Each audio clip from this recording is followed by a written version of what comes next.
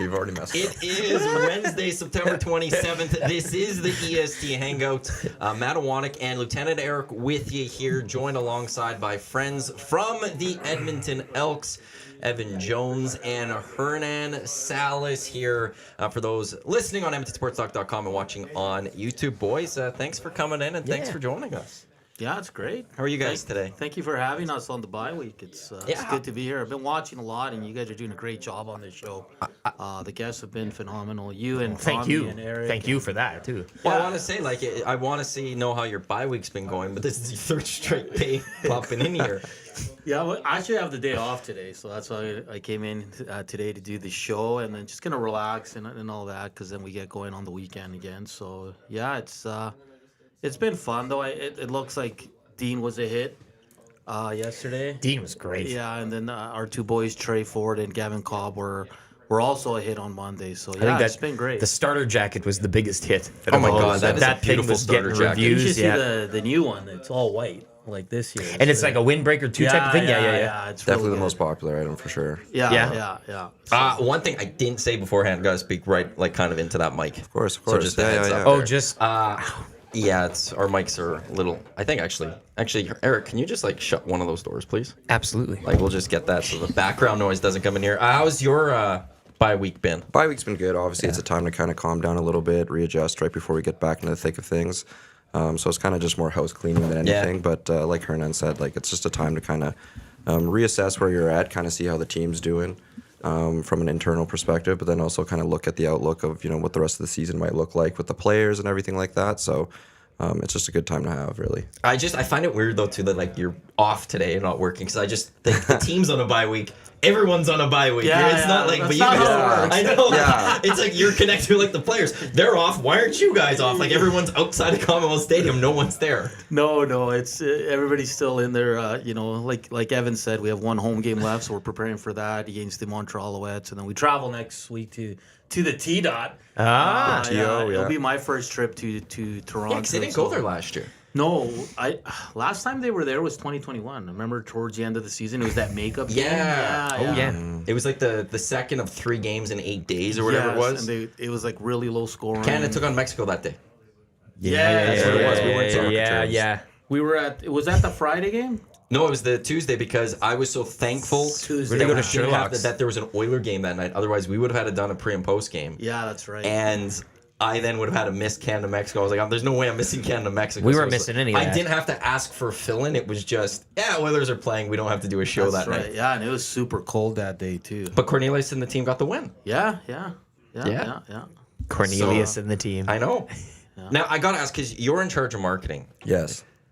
Was it your idea for the Swiftie contest? Just say yes. Evan's probably watching this, Evan Dom. So I definitely can't take all the credit for that. 'Cause- Dom is secretly a big Swiftie down low. So Is he? Makes sense. Yeah, he's been humming away at it for a little bit, and then once we came up with the idea, he's been playing it on full blast in his office every single day. So it's It kind of a was a collaborative brilliant effort, promotion. but, right? yeah. I think it connected with a lot of people, especially those that might not watch the CFL as much, and it was fun to put on the games that we got to put on the field, the fun that we had on social media with it. It was a promotion that kind of got Outside us of out seeing there. an elk, this is the best you can to get that kind of other market in, right? Right. That's Yeah. As it came together, I think we were kind of surprised. We're just like, oh my gosh, sending someone to Madrid or someone to Paris, like what a dream. Yeah. Maybe we should go, just document this and take video ourselves. But obviously that's not in the budget. But next year. maybe next year, right?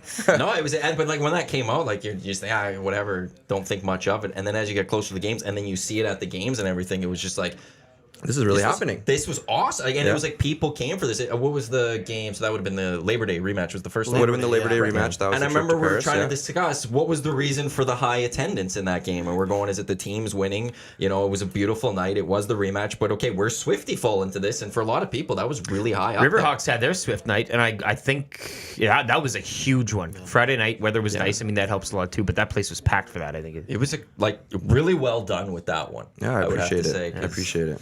When Oh, you're yeah. trying to find, you go win over getting people back to the stadium.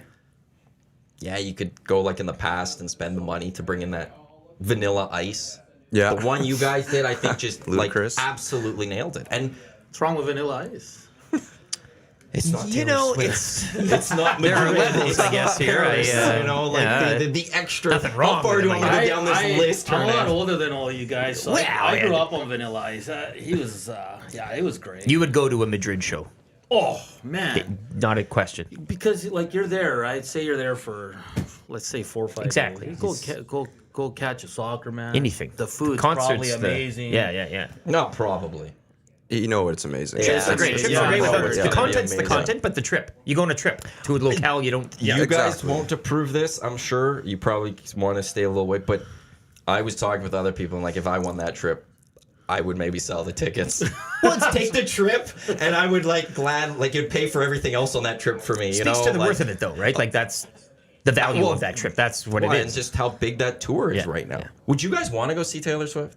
Like, are you guys like if I had 2 tickets right now for each of you and said, "Here's tickets to Taylor Swift," would you go? Like, I mean, wouldn't say no. I'd Yeah, have to if I talk want to them you like I know. did, like the way the Elks, like we gave them away, I'd Yeah. be like, why not? Like, I mean, you're still going to Madrid or Yeah, yeah. Paris, and you still get to go and sightsee and Yeah. try the food. But then the concert, it's just you're seeing one of the biggest, Well, if not the biggest artist well, right now, right? even all the She's hype's coming about to it, you town. Would you guys try to get tickets if she was coming to Edmonton? Yeah, that's. I It's, wouldn't. it's about the experience, Yeah. I think, at this point. But I though. wouldn't actively try to like Ticketmaster queues and like I wouldn't go through all the. Again, I if guess I'm it handing depends one, on- I'd go. yeah. Like I'm Yeah. not a fan. I'd go. I'm very curious to see what all the.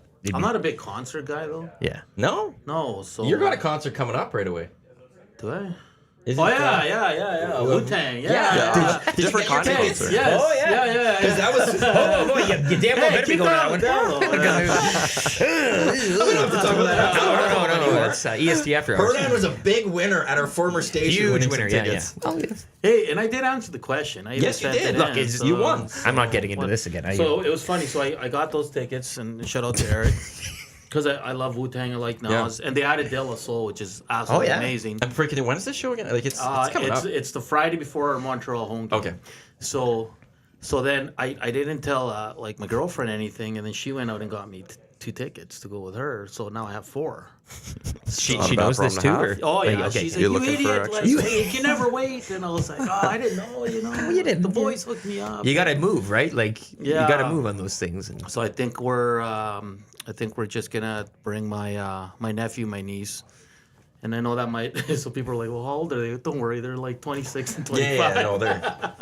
Yeah, We've so- partied with the nephew a few times. yeah, they'll hold their He's own. a good guy. He knows what he's doing. Yeah, so it will be fun. And again, like it takes a lot for me to go to a concert. Like I really gotta So like why don't it. you like so- concerts? I don't know, man. Is it the big ones, It's though? here. It's weird because like I've seen it and I've lived it. Like where you stand up and you get yelled at, or do you know what I mean? Like I Okay. just like being like, because I've been, for example, I've been to concerts in South America, and everybody stands. Like it's not even a question. Everybody's dancing. Everybody's Everybody's like having a dancing, good having time. a good time. And here it's like you're almost like I almost feel like I'm doing something wrong if I stand and want to move a little. People are you know? concerned what Like, everybody else is doing. So and- that kind of it's already like I really don't want to go do this and deal with the.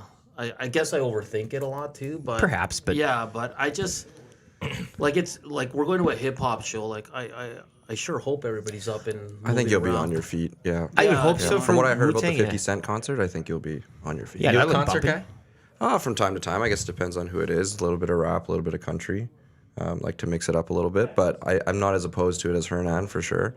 Are these I'll just still- the I'll big? Are stand you up. talking about going to like the big, like, or if you Yeah, go to like a the- club, you go to a small venue. Honestly, those can sometimes be better than the big, better, the yeah. big That's what I'm venues. saying. Right? All the Everybody small wants to and concerts stuff are- like that. Those are the ones that like they everybody stick wants with to you. genuinely be there. Oh, You're not just exactly. kind of getting a ticket or. It's way more intimate. Yeah. Oh, yeah. It's easier to fill out the place if you're a band. I Yeah. would think. And, like my favorite concerts, I saw Coldplay when they came here, Oh my and they God. were at the Shaw Conference. See, and I Oh wish my I God. I've heard That's about like that There small you go. and intimate, and it was awesome. I've heard like, about that And now show. they play like the biggest Two stadiums. And then I went to I think it's the Windspear, and I saw I don't know if you guys know him, but his name is Sixer Rodriguez. Is there Finding the Sugar Man Yes, documentary? yes. Yeah, So yeah, me yeah. and my cousin went to that, and that was awesome as well. Outstanding. Yeah. What a 'cause story it's that guy is. small, Yeah, yeah, like, yeah. Just, And you he know, needs to be at something like that. Yeah, Exactly, it'd be good. The exactly, acoustic and yeah, everything. yeah. Too big though is just too big sometimes. It depends Depending who it on is. the- Like yeah, I yeah. like I'm a Coldplay fan. Yeah. They seem like they put on the most amazing Oh. stadium show. Yeah. That they work in a You stadium. can do it, yeah. You could go to a big place and you will have a great time. Whereas there's some bands that can't even do an arena well. Yeah. And you're like, yeah, I want to see you in an intimate setting type thing. So it depends. Scaled back. Not anyone could do a stadium show. No. that takes a special artist. It's even if you could sell it out, doesn't mean you're going to be good No. at the stadium show. Or sound good or perform good or All because there's a lot more that goes into a stadium show than just taking to the stage and playing your music. You have to have good stage presence. You have to have a good like Gore, for example. I mean, the music absolutely sucked, but you went to get sprayed in the face by paint and juice and watched the worm eat somebody. I mean, that was it was live theater, baby. I want to go see Guar again. It's since Maximus Odorous passed away, R.I.P. Not really the same, but I mean, it's an act. It's just an act. Well, when I went, it was a great time, but I was outdoors, and now I want to That's see it in weird. that Yeah, intimate. yeah. You gotta be dynamic. inside, yeah. Because with the outdoors was perfect for someone who'd never seen it before. Inside, you can't Because I escape, was though. intimidated by going to a Guar concert. Sure. But inside, there's no room for escape. Everybody's drenched. Yeah, you. and I'm yeah. okay with that now. Oh yeah, you gotta. I want to go see. You gotta that. be fully soaked. They are they were on an NPR thing, I believe it. like this little interview with NPR of all people, and like in full costume and everything. They're from a different planet, so they like talking with Earthlings any chance they can get. You gotta go. You guys have never been to a Gore? No. I have no idea what I know you're it's talking kind of about. I really I know know what we're talking I didn't They're want kind to of past their isolate prime myself, now. but I have no idea what you're like talking about. Guar, I can't put it up on the YouTube for people to see. Well, I but feel I'll like you try guys to. had this conversation when Millard was in. Well, we About talked a Guar? little bit Yeah. about that stuff. Maybe. It's come up. Music has come up a few times in the Hangout. Music is just something that it's like sports. Yeah. You know, it always great. could get to all a good intertwined. conversation. Brings everybody together, yeah. Yeah, I don't know if I could find a good Guar. Gore fit artist Jerry that- Springer to the Worm once. Springer had them on, and then they played. What was it? Detroit. He was in Detroit, right? That was where the show was. And then they brought thought Jerry on Chicago. stage. Chicago, yeah. was So they Chicago. brought him on stage that night for the show, and then they fed him to the Worm. I saw some So of that's your Guar. stories. Whale and the Wolf. like these massive Yeah, well, they. costumes, Wow, and then really? Yeah, that was a good Yeah, show. yeah, Yeah, yeah. sound sucked though. Hernan, you got to see that. that's part of Guar's costumes. Oh wow. And just Google Guar. A little for different than anyone, Wu-Tang. And they shoot stuff into the crowd that is blood and Yeah. other things. Nobody's yelling at you to sit down though. No, everyone's They're standing telling up. you to stand up. They're trying to get Open hit your by this mouths. stuff. Yeah, yeah, yeah. Oh, okay. It's like an honor Like- to just. to You get go to a soaked Gore, by you, them. you wear all white to a Gore show, and then afterwards you go to like a Subway or whatever at like midnight or 12, and they're like, "What the hell happened to you?" And you're getting like, green and blood all over you, and you're like, "Oh, the 12-inch of it." Wow. I would go to that for Oh, the it's an experience. If they come back, Oh, we're going. count me We're in. riding. Yeah. Get me a After the ticket. Guar I went to go see, I was like, I'm never gonna miss them if they come to Edmonton again. And then the Monday after they were here on a Sunday, I saw pictures, and I was like, how the hell did I not know they were here? The outdoor was one is weird. kind of weird. What was that? Chaos AB. Right, yeah, That yeah. little metal show. You can get in touch with us here on the EST Hangout, 780-218-9999. It's how you can text us, or you can jump into the nasty chat. Joe saying one of the best concerts I ever went to was I Mother Earth at the Rev downtown in 1998. Do you guys have a favorite concert? Ooh, that's a tough one. I've seen some weird shows. Do you go to the weird or just the safe play, right? Like, No, like again, it takes a lot for me to go to a concert. so you know what you're going into. Yeah. You're not just going randomly to say, "Oh, I've never." I say Coldplay's up there. It was just when they released the Rush of Blood to the Head album. Yeah, it was and early- they were early still years. early, and we were like, obviously Shaw Conference, so we were on the floor, and seeing Chris Martin that close up. And again, he didn't have that stage presence he has now, where he's absolutely fantastic. He was still really good. I think that one stands out for me a lot. I mean, I saw Kanye West in my 20s, and that was. It was interesting Back because when that's a bit ago. yeah, so I'm sorry to say that. 30 years There ago. has to be at now, least yeah. one old man joke No, every but so it's often. like maybe late 20s, man. that's early Kanye yeah, but because he did the Rogers Place show. yeah, But you're talking about earlier than that. yeah. This was at Rexall. Oh, jeez. Oh my goodness. So check out who opened up for him. So if you're a hip hop guy, you'll know Lupe Fiasco Oh, that's a good Rihanna. one. Oh my god. Oh, and Pharrell. Whoa, you hit the Hey. jackpot with that. I Oh was my like, goodness. damn, that was pretty good. Yeah, so Bill. and I'll say Sixer Rodriguez. Like if you know of him, like he's Hell of a story. hell of a story And good music. And good music. So again, there's probably I'm under 10 when it goes to concerts, so I haven't done a lot of They're them. all I your remember that favorites. one. Oh, Depeche How was Mode was Depeche really Mode? good too. Yeah. You? I would probably say I don't know. Like, I'm kind of all over the place with the music, but I mean, How's a last country year. show? So we'll get to that in a second. Okay. here. So, We'll get to so that. it depends, something right? coming. We'll No, break and do it all and It depends, right? So I think last year I went and I saw Drake on his tour, and I saw him in Montreal, and they What's surprised that us like with in J. terms Cole. of just his? We all know the music, I think, but just going to his show. What's his High stagement? energy, Yeah. high energy. I was not expecting that. I had no idea what to expect. We were Yeah. there for a bachelor party, and like the whole time he just had it bumping like a club. Yeah. I was surprised. I mean, like the whole time everybody was standing, so it's ironic that you say I don't like going to concerts because I have to sit the whole time. Everybody was standing the whole time. He had like music pumping the whole time, and he just kept going banger after banger. He wouldn't even play the whole for a song. stag too. Oh yeah, that's- So you're you know, it was the loving right mood. It Yeah. was the right mood for something like that. So I would say that was kind of up there from like a rap perspective, hip hop perspective. And then maybe on the country side, I think one of my favorites would have been Tim McGraw in Seattle. I saw Okay. him at like an amphitheater, like an outdoor amphitheater. It was him, Billy Currington, a couple other like classics on the countryside, and that was just like that was one of those more intimate locations that we Yeah. kind of talk about. Like he was up close, he kind of came through the crowd, gave out his like guitar picks and all that kind of stuff. It's a very different vibe than a rap concert. You're not standing the whole time, so maybe you don't go to a country concert.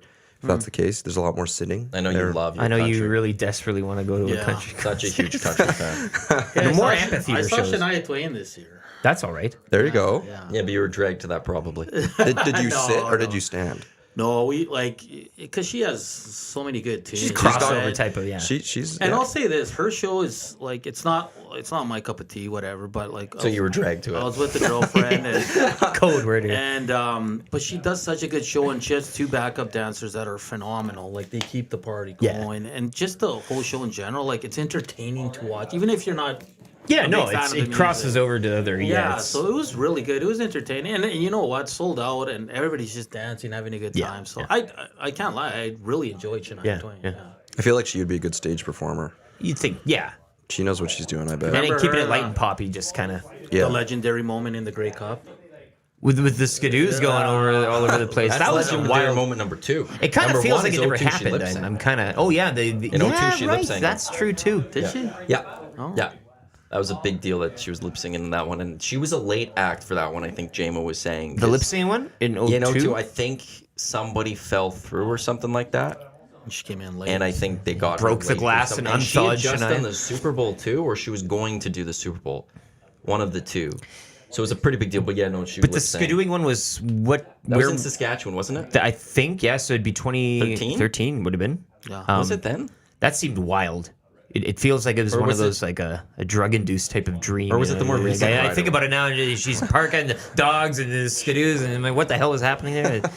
Shania Twain. It was Halftime. I feel like it was Saskatchewan. No, it wasn't Saskatchewan. Was Ottawa. Because Saskatchewan was. There was snow. Like it was. I know it's cold. Yeah. The Grey Cup games in November. I get that, but it was like it was a wintry theme day. Well, that could be anywhere. The whole As long as outdoors. The BC is Ottawa. 17, It was okay. 17. But I do like the entrance there with the dogs and the whole like that was pretty I cool. think the Saskatchewan one had this like the skidoo jumps or Did whatever. that have the skidoo jump? I thought the was that skidoos were Headley? jumping on top of Shania Twain and everything was happening I at thought once. she just had the dog sleds and the. I've combined skidoos it were a different all. one. They're all the Grey Cups or halftime shows. Oh Running them on. my gosh. I'm excited to know what the halftime shows for this. Well, it's got to be year's bigger. Grey Cup. It's bigger than Carrie Well, Underwood. that's- Yeah, they started off with Carrie Underwood, so that's a good on start. Friday. Yeah. Well, that's the amazing. thing. Like, Yeah. It's got to be. And it's got to be bigger than Carrie Underwood now. Otherwise, people are gonna be like, well, it's not Carrie Underwood. Well, did you bring that up yesterday too? That you can't exactly charge for that halftime show. Whereas this is its own concert. You can make like it's more of a money. You buy the ticket for this. Yeah. So, but then if the halftime show is going to be bigger, well, then what could it be that they don't want to charge for? Like How that? could it be bigger than Carrie Underwood? Right. Because there is a Twitter account that is throwing out there, I think from Argoland, some fan saying that they've heard it's bigger than Carrie Underwood. Like, how do you get somewhat bigger than Carrie Underwood for a Grey Cup in Hamilton? For the halftime show, which is like half of this. Underwood's doing a concert, right? Like that's Yeah. going to be an actual concert type of thing. And The Hammer. Are you guys going to Grey Cup this year? Well, probably I'm not. Are you guys? depending on the halftime act. No, No, not this you year. guys No, don't go? no. Depending on the halftime act. If it's if it's gore, oh, gore. Guar. Could you imagine? Gold medal Mark says Guar Tiny Desk is gold. Guar Live is gold. This show is gold. Thanks for that. I don't think Canada could handle. But that's Guar the at a halftime swerve. show. That's the swerve that the league kind of needs to kind of what? just throw Like, people off. Boy, the eyebrows would be dancing all over the continent. We'd on be that all one. over the place. Man, oh man. Yeah. And they arrive in their spaceship or something. You really kind of go all out on that. What do you guys make of it's Usher for the NFL Super Bowl, right? Yeah, you're the old guy here. I mean, you. That's What do you- 2. We're at 2. 2 in about 30 minutes. Well, no, but he's not new. He's got a catalog behind I him. find He's- it interesting because it's a guy who hasn't really put out anything Yeah, new. that's what I'm saying. He's probably like you've seen his videos and he's a hell of a dancer, hell of a he can sing, right? He's got the resume. He's got songs that everybody can sing to, but like it's nothing new in the last And usually it's something new to promote or somebody new on the. But he had an interview. I don't know if you saw that. He's like, well, it's everything I've done. I can do a 15-minute set. Yeah. Like, and I get that. Like, but you're right. There's nothing. What are we promoting here? And they always bring someone, right? Yeah, there's always jumps in. There'll be a guest. Yeah. There'll be co-stars for sure. But I mean, I that don't whole- mind it, but I'm a little surprised they went Usher. Well, right? and like that hip hop house the other year, what was that? When they had like Eminem was upstairs and couple Dre years was ago, in the, like. I mean, that was 50 Cent was dropping out of the bottom, like upside down. what the hell is No one going knew on? it was coming. That was Yeah. amazing. Yeah. It was amazing. But now It you're was just gonna amazing. have Usher, like. The only thing I didn't like about that hip hop one, because again, I'm old school and that's like my wheelhouse, like Snoop Dogg, Dr. Dre. Yeah. And I like Kendrick Lamar, but he didn't fit. He didn't. No, but- because this was all 90s and, well, 50 Cent more 2000s, but you know what I mean. You And could then- have added somebody else in there that maybe or just left the room empty. Yeah. So, I like the whole theme of that though. That was The weird part about the Usher announcement too was it dropped when Taylor Swift was at the Kansas City Chiefs game, and then the whole world is talking about Taylor Swift. Kind of went under the radar. Travis Kelce, and it goes under the radar. Yeah. And it's also like when you're comparing the names right now, Taylor Swift's this beast, and you're like, oh, you got Usher. from the Yeah. movie theater, like Really? you know that type of thing. Like that's Yeah, maybe what like it- for people who would know. For the NFL that usually crushes these type of things. yeah. That one kind of. or unless miss. they're playing the 5D chess here and we haven't seen the Usher has it's more part of Usher a more- and friends. Usher and then Swift. Usher bring Kelsey out? proposes on stage. That you know. that What thing. is your The script. We've all watched Super Bowl for years. What's your favorite all-time show? Give me the Stones that one year where they give us Detroit, was I that the think. tongue time when they had the tongue going out there. I mean that was. There's a The lot tongue of stage. I like a good band. Like I love that hip hop. If you're gonna do something different, give me a really create something appealing to the eye, the performance. But I just like a good band, great band. I think I have to go like being Latin as well. Like I thought Shakira and J Lo did an awesome job. They were and great. And then we were still at the other place, and I did the round table on the following Monday, and everybody was complaining about their performance and what they were wearing. I'm like, calm down. Like it's because that's how like that's Latin music. It's very sensual. Yeah. It's very. But nobody's sitting down there either. Like that's Yeah. that's what you want. People are having a good time and dancing. That's my top three, but I still got to go with Prince because it was raining, and like when he started singing Purple Rain, it's just a downpour, and the guy never missed a beat. His dancers were wearing heels like this, and they didn't miss a beat. Prince for me was the best. Yeah. I feel, yeah. I, Say honestly, wardrobe malfunction. Just say it. Everybody's Yeah, it somebody's gotta crossed my say it. mind. I was like, I don't know if I want to be that guy. I'll leave that to Maddie. I feel like, from what I've heard, from old timers such as this guy over here, the halftime shows back in the day were kind of a little bit, more ups. Like they were better, right? Yeah. Like a lot of people, thought there was more to them. These ones are a little more flashy and kind of less about the music and stuff like that. So I don't know. Like I always see things from Prince back in the day. I think that one would have been an amazing one to kind of witness live. But I mean, for me, probably recently, like the West Coast stuff with like all the rap and stuff like that, I was really big into it at the time, and kind of just that flashback. That was probably one of the neater ones on my end, just because I haven't seen something like that in like quite a while. So Well, and you're right. The flashback for I think a lot of us yeah, too. You're yeah, kinda yeah, like, Jesus, growing up nice. in the 2000s and stuff, listening to Yeah, that, I'm just like, yeah, that was it. Katy Perry was amazing. Yeah, She Yeah. had a bunch, like all the different things that were happening. Great There was performer. The dancing shark, the left dancing shark. That whatever. was meme With the day. fin, I mean, yeah. Yeah, she came out on that like massive like horse or whatever it was. yeah. She put on an amazing show with that. I'm just a big Tom Petty fan. So Tom Yeah. Petty was just classic Tom Petty. Like it wasn't anything extra. It was just what you want from Tom Petty. That's what you got. It's not going to appeal for people that maybe aren't fully into that. There's never a Super Bowl show that's, at least for me, that's been bad. Like it might not be the music you listen to. Maroon 5 wasn't good. That's questionable. It was kind I of think- weird because you brought out Travis Scott. Yeah. Yeah, it was kind of like, what's going on right now? Do you know what? Because it was Yeah. like his music kind of doesn't really mesh with rap, and that was a weird one. Yeah. Justin Timberlake's in Minnesota was also kind of a miss. That's his That's latest really good one, right? Minnesota. Yeah, and you're It wasn't big. That's where he also had the hologram of Prince play. Even though Prince like said before he died, he never wanted to be a hologram.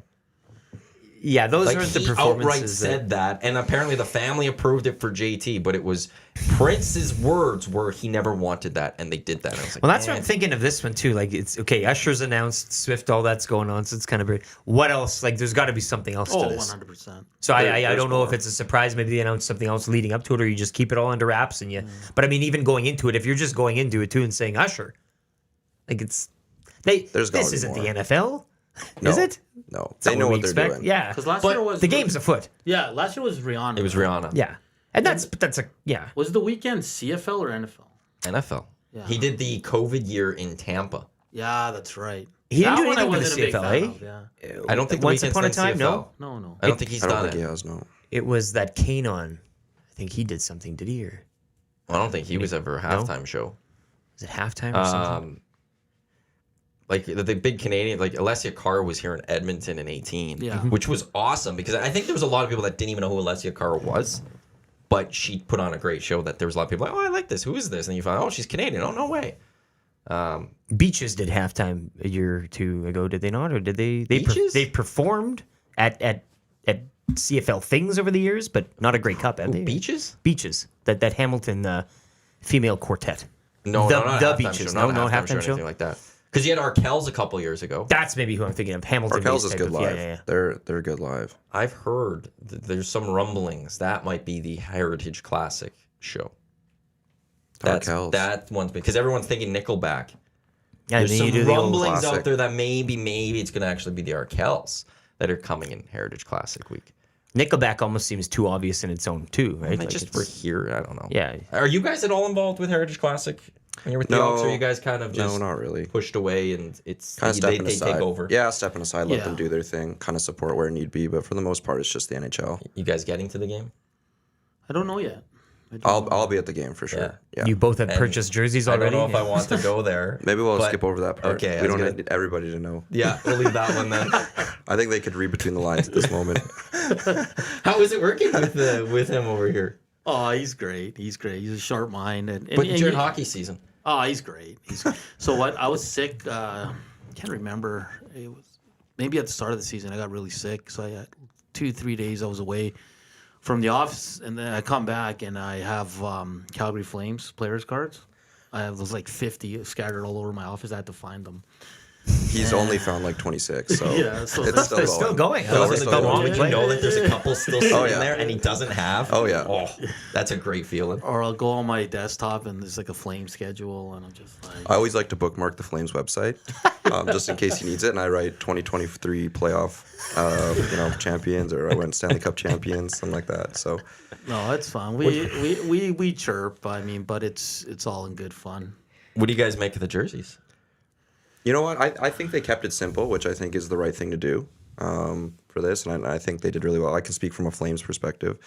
They finally got the writing right on a jersey. They finally put Calgary, and it looks well done. It's simple. It's kind of modern. So, from a Calgary perspective, I'm pretty on board with the design that they went with. But you guys could obviously speak to the Oilers ones a little bit more. Well, but it's good to get that too, because I don't think that's the first Flames testimonial I think we've heard. Yeah, 'cause Flames we're fans, also like, focused we're all on talking the Oilers one. the But other that's one, interesting yeah. to hear. Yeah. Which apparently has mixed reaction. I don't know why you're gonna hate from the outside looking in, it's the pants that throw me off. Yeah. They kind of caught me off guard a bit. It's the pants. They're just so like vivid. They pop. It's we're not used to any of that. No. I I guess I think that- once you see them on the actual players, I think a lot of people's it's always how it works. Well, I Your said mind this will yesterday. change. I think at Rogers Place it will look weird, but I think in an outdoor game, Outdoor in the setting? outdoor setting, Yeah, I that's a good think it point. could come across really sharp. Yeah. When I first saw him initially, it was one image, and I was kind of like, I didn't really know what to think. But then Twitter started sending out more images, and then kind of grew on me. I kind of like the old drop with the number. Yeah. I think That's that's well pretty done, cool. I think the Browns gonna throw everybody off, but if you go back and look at why they went there and the history of it, it's cool. And I once you see, I think Connor, Leon wearing it, you're gonna be like, damn, that looks good, right? Like, and same it goes for the Flames too, right? So, I think it's gonna look cool. And like you said, I think the outdoor setting, It's gonna make it it's just different. It's gonna feel different. Oh yeah, it's gonna be great. So It's just like when Theodore wore the toque on the helmet. Oh my God, that's Like- a classic. And it looked great. Yeah. I think if a goalie threw a toque on in the middle of a rink, I don't think we'd sit there like that looks cool. Well, also, but I like- think the outdoor setting helped that. Even if Yeah. you put those You can get away pants with up so like much the more. Drake or Yeah. something, right? Like an older style barn. Like Yeah. not like a new Roger. Like that's Absolutely. It's too shiny for those pants. It's Yeah. old school, and you're in yeah. a new barn, and it's like, well, this is. I want the fashion. lights hanging from the thing and kind of I don't know. It's too bright in there. Yeah. You gotta have You it. need to have poor lighting. The cigarette smoke lingering or something. Yeah. You know? That's that what type you're of gonna yeah, do. yeah. But Interesting. So mark you down for buying a jersey though. Yeah, and I've never been a big collector of jersey. Like my cousin, I got a bunch of friends that they buy every jersey that comes out, right? I think I've owned 2 Oiler jerseys in my lifetime. 2. which And, white, blue, orange? old school royal blue, Glenn Anderson, who was my favorite player growing up. And then my dad got me years ago a Taylor Hall because he was like, I was a Taylor Hall guy, right? So I've never been a big, even like when it comes to soccer jerseys or anything like that, I've never been a big jersey guy. If you had to wear one though, baseball, basketball, soccer, hockey, like what? Just for wearing it, it doesn't matter what's on it. I think to like wear out, I'd probably a baseball. Yeah, the old button up and Yeah. do you a shirt underneath, or you're going. Yeah, no, Yeah. yeah. Yeah. It's not the 80s. Well, it's, for some of us, no, that's baseball. Like you jerseys, you and I, a soccer kit. I was gonna say soccer. it's but not yeah, that soccer. Yeah, I'd go smooth, soccer. yeah, soft touch to the. I guess. Like a yeah, I didn't Manchester think of United that. soccer jersey. like a United kit. Sometimes I like big the long presence. sleeves too. The long sleeves Well, I anyway, like to so roll. forget It's not United, a right? conversation. Yeah, Yeah, let's see what the United guy over here. I forgot about that. Yeah, So, yeah. Big win yesterday. That was big. And the Yeah, Carabao Cup. we needed that. Yeah. You guys love They those? need to What are get the going. green The and what brown cup? jerseys? The that you have? Carabao Cup. What's that? It's the. It's an energy drink. It is. It's a very And good point. it's the League Cup. So it's not the FA Cup, but it's the other cup. The Carling Cup is what it Who used did to they be. beat? Crystal. We get Crystal this weekend. Crystal Palace. Yeah. We just shorten it to Crystal. It's just easier. Yeah, that's Does it interesting. make sense? When you're in the Is it? industry, you know. Yeah. The Yeah. Palace. Is Man U in Champions League? We are. We are, sure we are. absolutely Who's- are. who- what we just group? lost to Bayern last week. Yeah. Copenhagen. And Copenhagen, I forgot who the other Bayern. club was. Uh, Like in the end, So you might get a draw. in the end, United should get through. Like, They'll be dropping down to the Europa League, and then I'll see you in the Europa League lose to the knockout stage. 2 Bayern's matches. Let's say they should be able to get 3 out of 4 wins the other way and 1 draw, which is enough to move through. Worst case. Liverpool's Fair. not in Champions? No, yeah, Europa no, League. I think that's fair. I mean, they've struggled a little Took bit a over year the off. past little while with some injuries and other You've things played off the It's the field. only but trophy Klopp hasn't won yet. As manager of Liverpool, so you're Liverpool. Yeah. Ooh, that's tough. That's why he's over there and we're over here. again, we'll see you. We'll That's see you. tough. We'll see you in the knockout. We'll see you in the knockout stage. Well, they don't make it through the group. They'll be down in the knockout stage. It's gonna happen. Just watch. Unless I'm you fine guys with get it. knocked out. Oh boy. Have you seen the Premier League table lately? Any of you? That's I the haven't. season's No, not over. Fill me in. Season's not over at all. No, And it's last started. year, I know how it ended last Who's year. leading? That's fine. Man City? Yeah, That's always yeah, Man City. Yeah, it's- Hey, I didn't even know Harry Kane left. Where'd he Wow, go? you really Byron, what do you? Bayern, yeah. somebody like you. He's doing well. And he's doing very good Yeah. over there. Yeah, What, yeah, what yeah. was the transfer fee huge? It was over 100, right? Or we're talking euros or pounds With a or buyback. something over there. Relative, I With a think it buyback was- clause. With a was buyback huge, yeah. clause, so Tottenham could buy him back. But he at had that one chance to catch Shearer in the Premier League, and everybody thought, maybe you go for that record, and he's an English guy and everything. And But Tottenham wouldn't have ever let him go somewhere in England. no, I don't no, know. no, not at all. And I think you guys were sniffing around or keeping tabs on United that. was in there pretty deep as you from should what I be, but- understood, yeah. Yeah. But in the end, it's just the price is a little high, Mm-hmm. and Tottenham's going to raise it if you're an English club, Oh. as opposed to He wants Other trophies. Bayern were screaming out for a 9. Like it was a match made in heaven there. Yeah.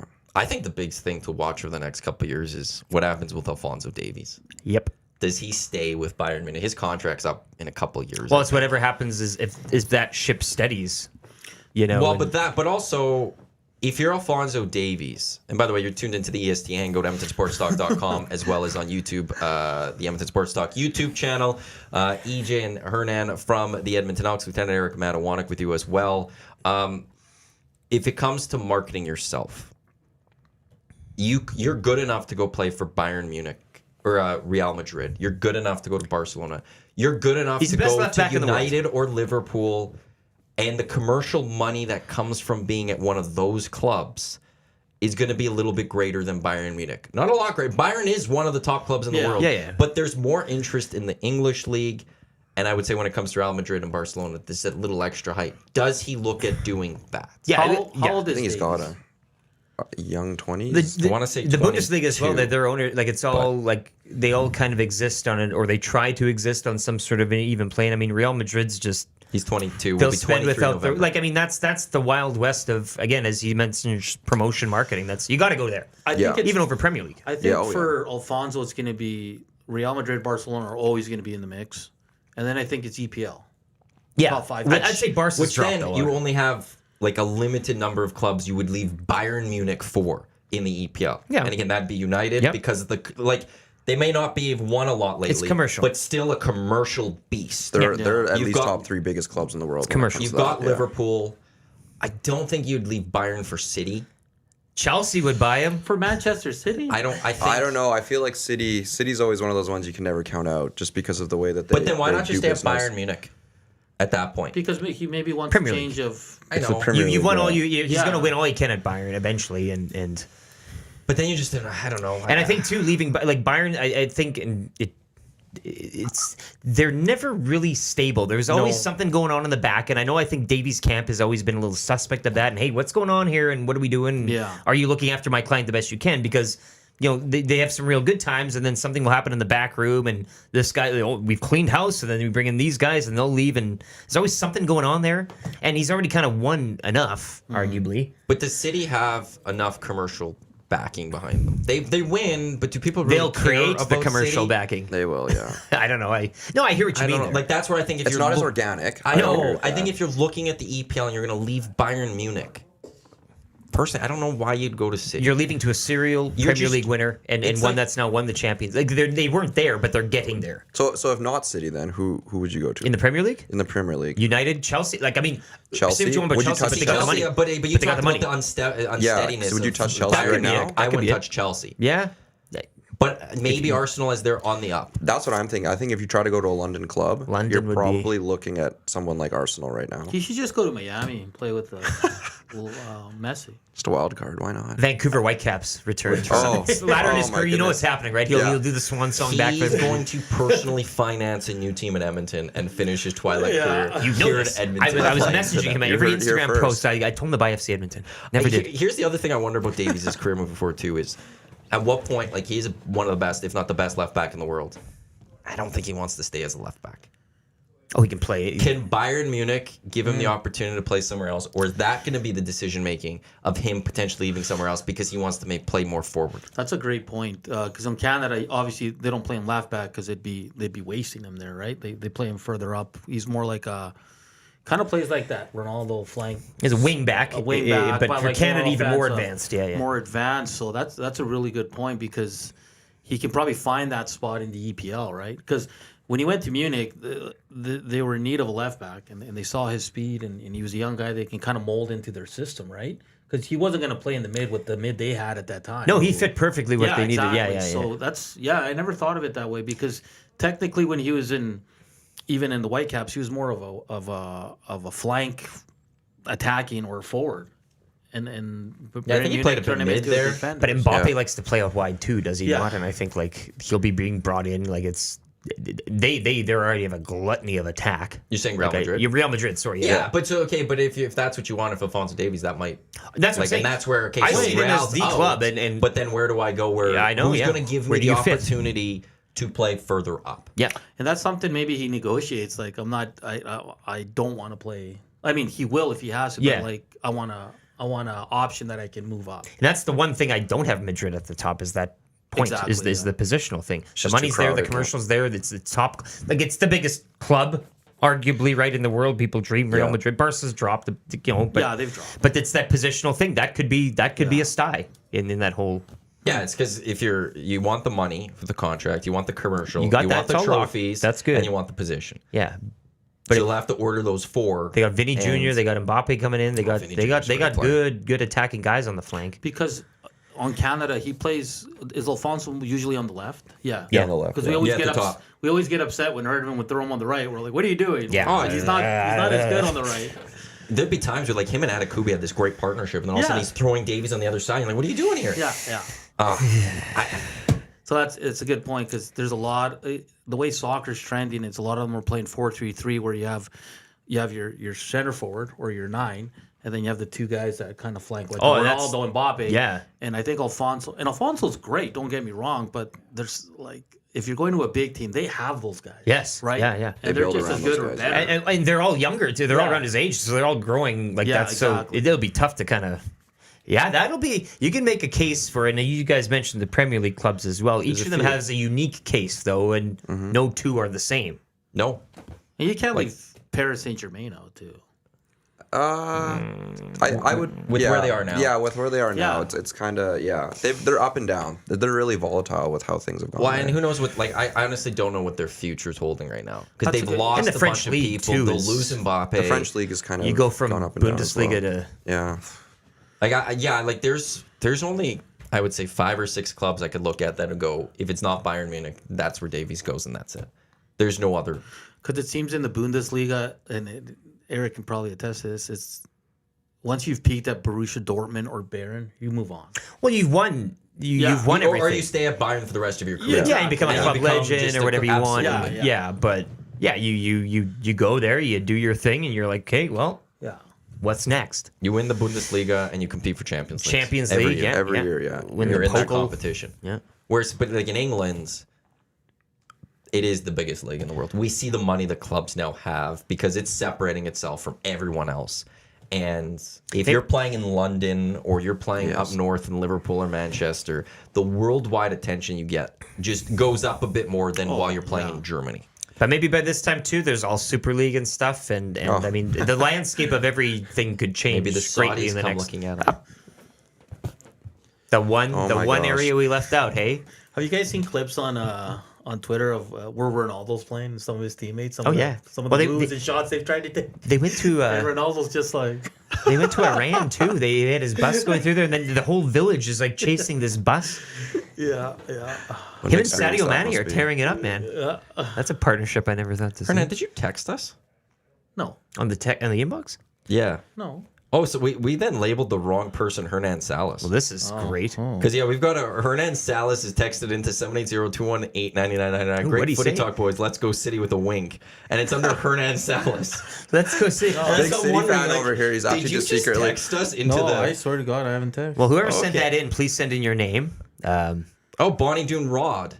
So someone named this Hernan for some reason. I don't know who did, but they did in our... So I wasn't me. It was probably me. You know what happens with sometimes? Dusty or... Sometimes I'll go to send a text, and this is getting really nerdy and techie, but the screen will freeze and it'll lag. Well, their last So text... you I'll kind let of you Hernan send the read that. text I to don't know what another that person, says. and it gets really out of. It says Melon con vino with Hernan. So that it's like a Chilean thing where you buy like a melon. Yeah. And you kind of gut it all out and you put white wine in there and you drink it right out of the melon. It's like a Chilean thing. Any type of Okay. melon, Oh. or do you like pair the melon with the wine? Like it can be anything, or Yeah, it can be anything.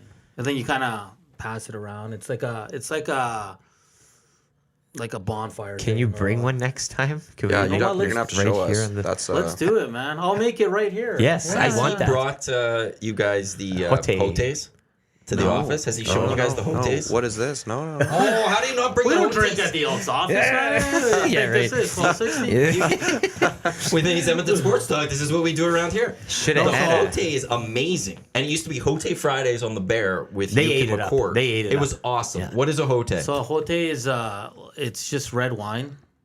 Like and don't buy like the bougie wine. It's just normal bottle red wine, and then with Coca-Cola. Oh. So it's kind of like you can do half and half, and it's really good. You can put ice in it if you want. It's a good drink. I mean, I don't mind it. People are like, you're putting pop in wine, and it's just that's why it's like buy the cheaper red wine because it just goes better with that. And it was a big thing when we were all working in huge. radio, and everybody loved it. Yeah. And there's another one in Chile that it's called Fanta Chop. Chop means draft beer, and it's Fanta, orange Fanta. Like so, it's like Orange Crush.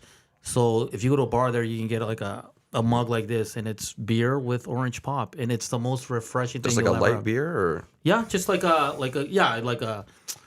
I don't know, like Coors Light, Budweiser, whatever. yeah. And then you mixed it too, and it's absolutely amazing. So, guys and been then holding people out. think it's obviously it's not normal here, Well, but this is rocket science you're really doing. yeah, I'm combining but Coke But and try wine. it. It's really refreshing. Like it's absolutely fantastic. So I'll have to crack some at some point. Yeah. You Jeez. pour the wine in, put the ice, and then just a little bit of that. I pop. just Not a mixology lot of next that time you pop. come and bring the Yeah. whole thing. For the You set hote- it off for on the the hote- table. For the and Hote. just- Okay. Yeah, we I can am have I am a certified. Me and YouTube Trev have something. We're both. I'm a certified bartender too. Obviously, You're I haven't certified. Certified. Certified or Certified. actually certified? This is it's like the brewmaster Corey Coleman. I went to bartending school in my 20s. Oh my The God. fine arts bartending You did a lot in school. your 20s. Jeez. Yeah, and I have my pro serve everything. So I just don't. Obviously, I don't bartend. It'd be weird. Yeah, clearly not, because you don't even know what a hote is yet. Well, I So- I just, told you he's been holding out. Yeah, no. do you have highly the recommend it. diploma in your office? He's got No, the, I don't know where it is, but I make good Caesars. Yeah. I can make some good old fashions Caesar. and stuff. So I like making mojitos. Is that your favorite Oh, one? love a mojito. I don't make them. I barely ever make anything anymore. The little but- umbrellas. Yeah. So Maybe in the off season we'll have you come in and we'll just do drinks with Hernan, and we'll go through a bunch of different drinks for a few me hours. and where you make YouTube different Trev ones. can have a bartending. Yeah, I like this. Yeah. A bar off little or tend something. off. Yeah, Yeah. tend off. Yeah. Whatever we want to call it. He's a great kid. Eh? I just met him today, and so I brought donuts, and he's like, "No, I can't have the first one." I'm like, "Yeah, you can, man. Just have Don't one." tell Damn it, anybody. anyway. Get in there. I was like, "Don't worry, the guys." Were are they the fine." greatest donuts he ever had? This is the greatest donut I've ever had in my life. He loves to he's so excited to be here that everything that happens is like the greatest. It's thing like to we're him. born again because we're Yes. experiencing. He's like, wow, look, a building, and like, look, there's like more people. Like, it's just everything is new again to him, and then you're living it through him. Well, And I was it's, telling these guys while you guys were finishing up the I'm gonna come work here in the off season. I'm just gonna work from here, and then if Dom needs me, he can just Teams me. And Yeah, well, we're Oh, just no, no engage problem. up with an office. So if you guys want a little Tons office of here space, too, yeah. we'll Yeah. set you guys up, Yeah. and you guys could just pop in the hangout every couple minutes. get you a if you want or personalized whatever, mug. and You know? yeah. We'll have that going nicely. I do have a couple more things before we head to break, and then we'll have a change a little bit in the show. Just fit quickly on the soccer talk. The next manager of the Canadian men's national team. By the way, congrats to the women's team who Yes. qualified for the Yes. Olympics, and we get to go defend our title in Paris next year. Does it have to be a big name, or could we go with that good Canadian that's up and coming? You're thinking of Hamilton. In Hamilton. Forge FC, Forge FC, yeah. Bobby starts with an S. Long Greek name. Well, I'll throw it back to your way, Matt, because I remember last year for the World Cup, I think we both had this talk where we said we felt like Hernan at times in the World Cup was in over his head. Like he wasn't at the level that the elite managers are for adjustments and formations. Keeping and all your mouth that. shut. Keeping your mouth shut. And I'm not saying Canadian coaches that are coaching in the league here can't do that, but wouldn't that kind of be going the same route? Well, Lacking that experience, or do you want a guy that's maybe coached in the Liga and EPL, coached the national team before at those games, or does that matter to you? to me, what matters is tactics. Hernan was a great motivator. He built confidence in the team. That takes you only so far. Next is you need a guy that can do the X's and O's, and you need to find the right Not have Davies on the tactician or right. whatever. Well, it's Exactly. making the right, or for example. analyzing a game, having the right plan, not just doing this. We're just going to do this over and over and over, whatever. Like, what is going to be best with the players and for each match? And I think that's what Canada needs next. I don't know where that comes from. And I think you brought it up. Like, that's the point. Is like Canada has probably one of the best squads they've had ever. Ever. No, it right? is. So this is the time to capitalize. You bring in a guy that understands the tactics, understands how to utilize their guys, move people around, whatever it might be.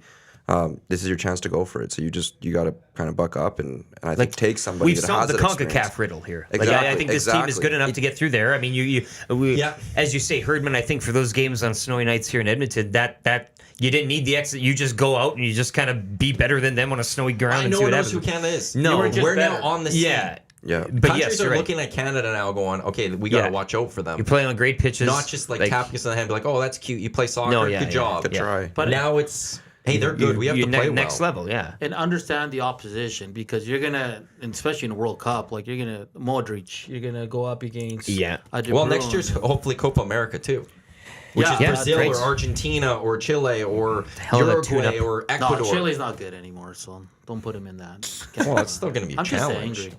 So yeah, we're just gonna have a sidecar. So Chile played Colombia World Cup qualifying a couple weeks ago, and Diaz Luis, Hell of a he's a player, baller. man. Hey, Holy yeah. smokes. World Cup qualifying? Yeah, they start. Already, You start yeah. 2 years. You start. When's the next World Cup? 26, And what year is it? 23.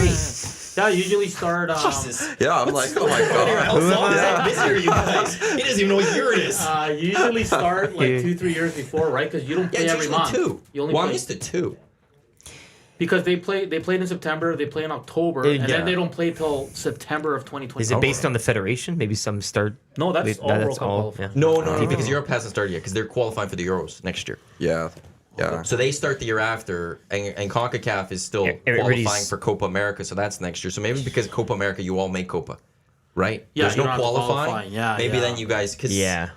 usually there's would be qualifying next spring, but if you guys aren't, then that's why it's maybe spread And out. then I can't believe Euros, it's already World Cup. Euros 2024. Yeah, next summer you've got Euros and you've got Copa America, which hopefully Canada will be involved in. That's why, like, I'm a little worried that Canada, we're not even hearing names when it comes to the Canadian men's national job. Well, And I'm worried, like- Ancelotti was the one. Was We one of all, Brazil. and that's not happening. Who's the interim right now? Biello, or he used to be he was an assistant yes, coach and he yeah, used to be yeah. the manager of Montreal. I'm just worried it's gonna be Phil Neville. Phil Neville. He's don't on know if the I've heard of him. roster. Good night. He's on the assistant coaching. No, I know, He it's- has national experience Yeah, on the yeah. women's side. But Yeah. the way and I'm worried that they're going to be like, It's such a- it'd be it's such the a- Neville name. it'd be a Canadian We're thing. going to go with It'd him. be a but the way Canadian soccer Canada thing. soccer's going as well, like I don't think they're out there looking for a big name or who they're gonna have to pay a ton of money. No, All they right. can't. But who's that German reporter? Manuel. Veth or yeah. There's this guy. He's actually nails quite a bit of his. He's got connections His back there, yeah, sources. Early days of Hernan leaving, he said big names are interested and money is not a factor. And that's the they thing. have the money for the coach. The name would be apparently. interested if you're a big guy to get this Yeah. on your resume and manage this team and have, as you mentioned, this is a window of pretty good talent here, and you could really write a unique chapter in history. That'd be a good stepping stone for somebody to come in, take this, and do whatever you want. And maybe you're not there for a long term thing, but It's an appealing job because it's an up and coming team. Right. You have a star in Alphonso Davies, and you don't have to qualify. no, yeah, like you could take it as a practicum. Yeah. You get to be a manager. In a sense, like You for don't real, know, yeah. yeah. You get to be a Gotta make your manager that immediately is managing in the World Cup. Yeah. Straight Yeah. up. With a lot of the media pressure, let's be honest, that you wouldn't face in more of those Oh, bigger. so I mean, Europe or let's, South yeah. America. let's not kid ourselves here. Yeah, yeah. Chile's 2 games in, and they want to Yeah. fire the coach. You can go about right? your Yeah. business. So what Here. was the 2 results of the Chile? So they lost and then they tied. So they're second Oh. last. They have 1 point. Yeah, Yeah, it's a not rough very time. good. It's tough for them because their best players are 33, 34. Yeah, you're not years old. expected to be in a time when And you're. the You're young past guys, the golden Yeah. age. the young guys coming up are not even close to what the level of the golden generation was. So it's frustrating. But the good thing is there's an extra spot, 1 extra spot for Yeah, because it's for 48s. So Arturo I mean- Vidal still playing? He's like he's as old as you now, eh? yeah. Could you imagine that running around at your age? Oh, Sorry. Do you have a besides Canada? Do you have a country For the World Cup? for soccer and all that? I mean, it's and it's it's back and forth, but I think it's kind of hard not to cheer for England. I just want to see them finally kick over that bucket It's a and hell of a get story. something. It's a Yeah, hell of a yeah. story. It's their fan base is obviously calm down over there. Their fan base obviously has been itching for quite a while. So I think and especially being a Manchester United fan, like you get to see it a lot, like the passion from the English fans, Yeah. and it's like And the eventually you players, just wanna certain see it. players, like, Certain you got Rashford that players, goes and plays Rashford and- yeah, Bellingham, like, right? He's in Jude Real Bellingham. Madrid. Yeah. Yeah, he's Jude a pretty Bellingham. legit, yeah. He's a great player. Oh, he was one of my favorites in the World Cup. He was Yeah. so good. yeah. He's no Dominic Szoboszlai. Hungaria's own. Do you remember that name? 22 years old, guy's bossing the Premier League right now. Really? Oh yeah. I had no idea. Just saying, Who did he remember- play for? Liverpool. Oh, Of course. Shrewd buy. They couldn't get Bellingham, they brought him in. Shrewd by. and you have McAllister, right? Yep. Yeah. Yep. Apparently, you guys wanted Amberbat. Late tried to push for him, but he chose United. So, No, he got Gravenberg as a project. so Great. we'll see how this season fully plays out. Didn't get Klopp's We'll see message. how it goes. This is the EST Hangout. Matamonik, Lieutenant Eric, alongside Evan and Hernan with the Edmonton Elks. We're going to take a short pause here on the Hangout, and then when we return, I think Scout from the Elks Call is going to slide in. somebody's- And we'll talk a little more Canadian Football League. We'll talk some more hockey. We'll talk more, a lot of different things. This is the EST Hangout on EdmontonSportsTalk.com, as well as those watching on the Edmonton Sports Talk YouTube channel. 2 guys and a goalie. I think we're going to see some big things from Evander Kane. this You year. think so? Like if he stays healthy, like yeah. 40 goals or something? He's used to Edmonton now. He's solidified, I think, his place in the dressing room. I think there's a comfort factor that takes a little bit of time. Two guys and a goalie with Gager, Cassian, and Nielsen. Tuesday and Thursdays at noon, only on Edmonton Sports Talk. The Elks Call is the newest Edmonton Elks podcast, located in Edmonton, discussing everything Elks. Join friends of EST, Scout, and Catherine, Friday nights at 8 on EdmontonSportsTalk.com.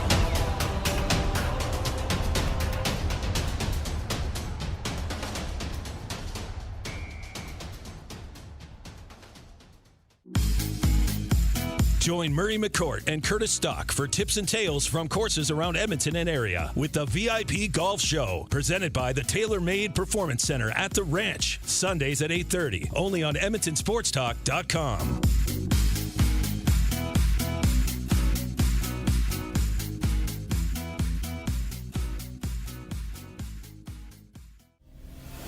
Tom Gazzola and Sean Bell take you on a hot lap around the NHL with Hello Hockey, Saturday mornings at 10, only on Edmonton Sports Talk.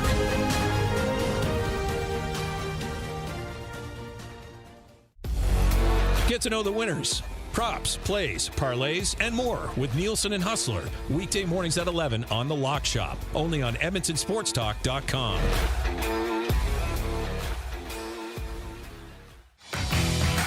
Get all the latest news and takes on everything Oilers with Dustin Nielsen and Tom Gazzola on the Oil Stream. Live at noon, Monday, Wednesday, and Fridays. Only on EdmontonSportsTalk.com.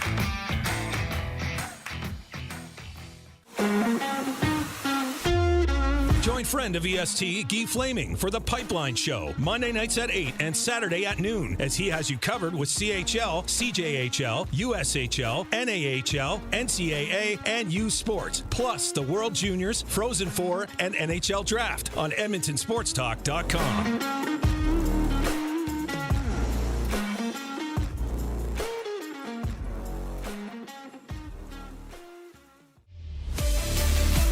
Friend of EST, Eric Thomas, takes you around the track all the way to the checkered flag on Raceline Radio, Tuesday nights at 8 and Saturday morning at 9, only on EdmontonSportsTalk.com.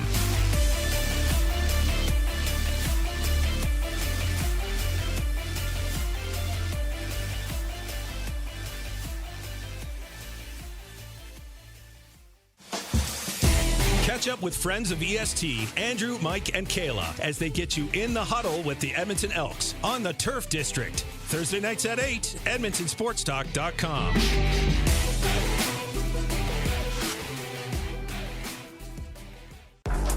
Wake up with the Nielsen Show with Dustin Nielsen and Lieutenant Eric. Weekday mornings 6 to 9 on EdmontonSportsTalk.com.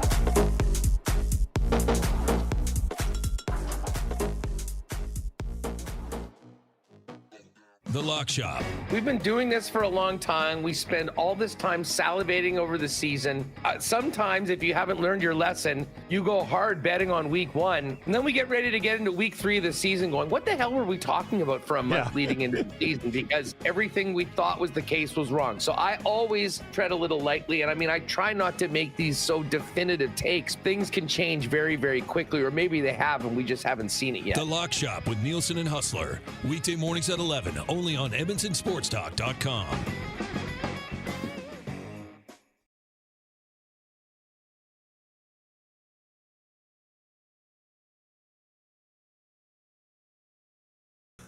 We return here on the EST Hangout. Matt Awanek alongside Evan and Hernan from the Edmonton Elks. He's known as EJ because there's 2 Evans at the office, and we're just chatting about how he lost his name and he has to go by EJ, not Evan. Which still surprised me because it is Dahmer to me. But I guess maybe that's not professional enough. Street slang. Yeah, you can't walk into an office and just, hi, I'm Evan, or hi, I'm Dahmer. Yeah. Nice to meet you guys. I am or the other director. people I could see professionally. Hey, Dahmer, like, I don't know, around Yeah. important people and stuff. It's a pretty tough. And joining us now, it's Scout from the Elks Call, friend of EST, which you catch Fridays right here on Edmonton Sports Talk. I didn't give this tip before, and I should remember to do this instead of doing it on there. Talk right into the mic. Okay, there we go. Test, mic test. Oh, no, right into this part.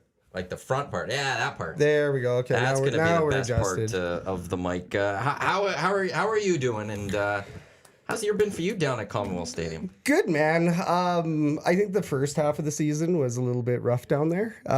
Mostly just because of the fan base wanting a win, right? Now that we're winning, now that the Elks are winning, life is a lot better. So day's good today. Swung in to see you beautiful gents. Hernan the man. I don't think we've ever met in person, so this is great. Yeah, life's been good, and life is now good that we're winning. I will say this, and then I will get into the winning. I haven't been going to games for a number of years because of the pre and post game. Yeah. Going this year has been great, but even in the losses, me and Cam Moon would sit together. I would think this is awesome. Like, it just felt great. That's what it's about. There's something about being at Commonwealth Stadium for a football game. 100%. Like, you want the win, and we're going to put that aside, though, for a quick second. Just spending an afternoon or an evening at Commonwealth, it's a lot of fun. It's the best. And like with you, before I got into radio, I with my buddies and my cousins, we'd go to we weren't season ticket holders, but we'd go to every game. And like you said, it was win or lose. We had such a blast. It was, for me, it's one of the best things. And I know me and Dom are always talk on game day when we're at home. Like, there's that maybe 2 hours before kickoff where you're just on the field and you're like, it's like you look at yourself and you look where you're at and you're like, damn, this is pretty cool. Do you know what I mean? Yeah. Like, it's a beautiful stadium. It's just, and when the sun is shining, it's just great. So I agree with all you guys. It's a good time. Yeah. Well, I mean, even in those losses, right, you still find a way to make it an event. So the Elks still were making it an event. The tailgating, obviously, is a been great. massive Good part this year. It's been fantastic. I haven't made it out yet. Like, You got to, at least for that last game, you got to get out there. Have you been able to get out there? Oh yeah, Like, I'll 'cause usually you're busy, try to do my obviously. rounds like before. I'll kind of check in on a few different areas, do some social stuff. Yeah. I've seen Scout a few times at the tailgate, and yeah, getting out to the tailgate, absolutely awesome. The music, the crowd, you always get a hot dog or beer offer or whatever it might be from somebody. Right? It's such a good crowd to be there, and it's such a specific and unique part of the football culture that you have to experience when you go to an Elks game. So, I mean, Hernan, you definitely have to get out there for the last home game of the year, but like, if you haven't been there, by all means, you got to make it your next the stop. Turf District, Andrew, he's always like, come out and I'll feed you and all that. But You won't leave hungry. Yeah, Jared from Spirit of Edmonton will do that. Yeah, Scout will do yeah. that. There's a lot of people there that'll feed you. Well, the and- Corties have their spot Oh, there. they do too? They're Yeah. strong. Yeah, they're like Yeah. 20 strong every single time. It's crazy. I always see them in the stadium with their jerseys, which is awesome. So yeah, it's Then pretty they cool. make it into the stadium after they spend their time out on that tailgate. That's awesome. Yeah, no, they're pretty quick in there. And, while we're on this subject, Evan and the Elks Herd have been working together on, making a better experience with prizes and giveaways for like tailgate trivia, a couple of the other incentives we have out there. So thanks, Evan. Really man. appreciate Of course, it, man. yeah. But the Elks have been super supportive of everything that we've been doing over at the Elks Herd. So that's great. And then taking all of that and then building the tailgate a little bit bigger, right? So Yeah. I think they're up to 187 or maybe 200 for the tailgate spots. Yeah, we expanded this year, so it is getting bigger, right? It's obviously an important part of the experience, and Scout brings it through, and everybody else that's a part of it. It's important, football culture. How long have you been with the team? A year and a half now. So, like, was this a priority of yours, or how did you, like... The job, or like, the tailgate of, like, was that, like, when you came in, was it already there, kind of, and you wanted to expand it, or... Yeah, it was there, and I mean, everybody. There's a lot of people that have hands in, expanding the tailgate and kind of making it what it is. But when I first got to Edmonton, one of the things that we talked about is, what makes football different than other sports, right? Is it the cheer team on the field? Is it the experience in the game? Is it the concession stands? Is it the pregame stuff, right? Is it the tailgate? Like, how is it different than, say, going to an Oilers game or Riverhawks game or whatever it might be? Yeah. And the one thing that kind of kept coming back in, multiple conversations with multiple people across different departments is the tailgate. The tailgate kept coming back. Last year it went fairly well, and by the end of the year it was kind of just a consensus across the board that we have to invest a little bit more into it, expand it a little bit, kind of help people like Scout and those kinds of things kind of just engage and activate at the tailgate a little bit more. So Totally. No, well, and even then, sorry, Matthew, but even then, right, you're making the event even bigger. So by having a 2-hour pregame right outside of the stadium, it's amazing. And now we're actually at the point where we're seeing people that are willing to stay outside in the tailgate for the whole duration of the game due to accessibility, age, whatever reason. They love the tailgate. They actually want to stay in the tailgate, maybe buy a really cheap ticket or a cheap set of tickets or whatever, just so that they can keep that tailgate spot. And the Elks have built it up really well over the last, even 5 years directly. And I know that Turf District was in there. They're one of the OGs. Glenn and Cheryl, shout out Glenn and Cheryl. They were OGs. So you had kind of like that hub in there. But now it's expanding and it's spreading. And with that hub, it's kind of feeding everybody else in the tailgate. So, that's kind of why we did the chili cook-off, was to, get everybody involved, get everybody that's spread out on the edges, get them involved, get the foot traffic over there. And by doing that, more people are now interested in getting tailgate spots. So it makes expansion a little bit easier. And even to that point, it's about bringing people that might not be as, I guess, into football, or they might not understand the culture yet.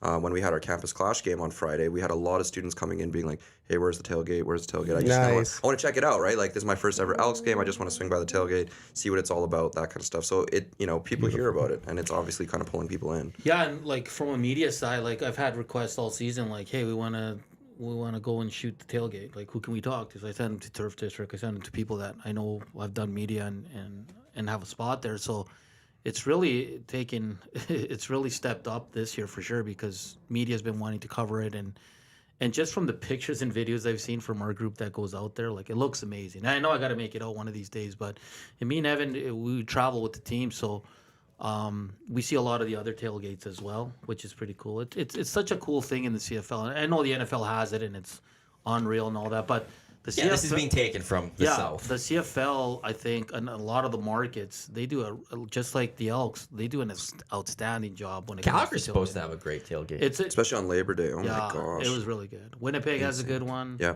Saskatchewan.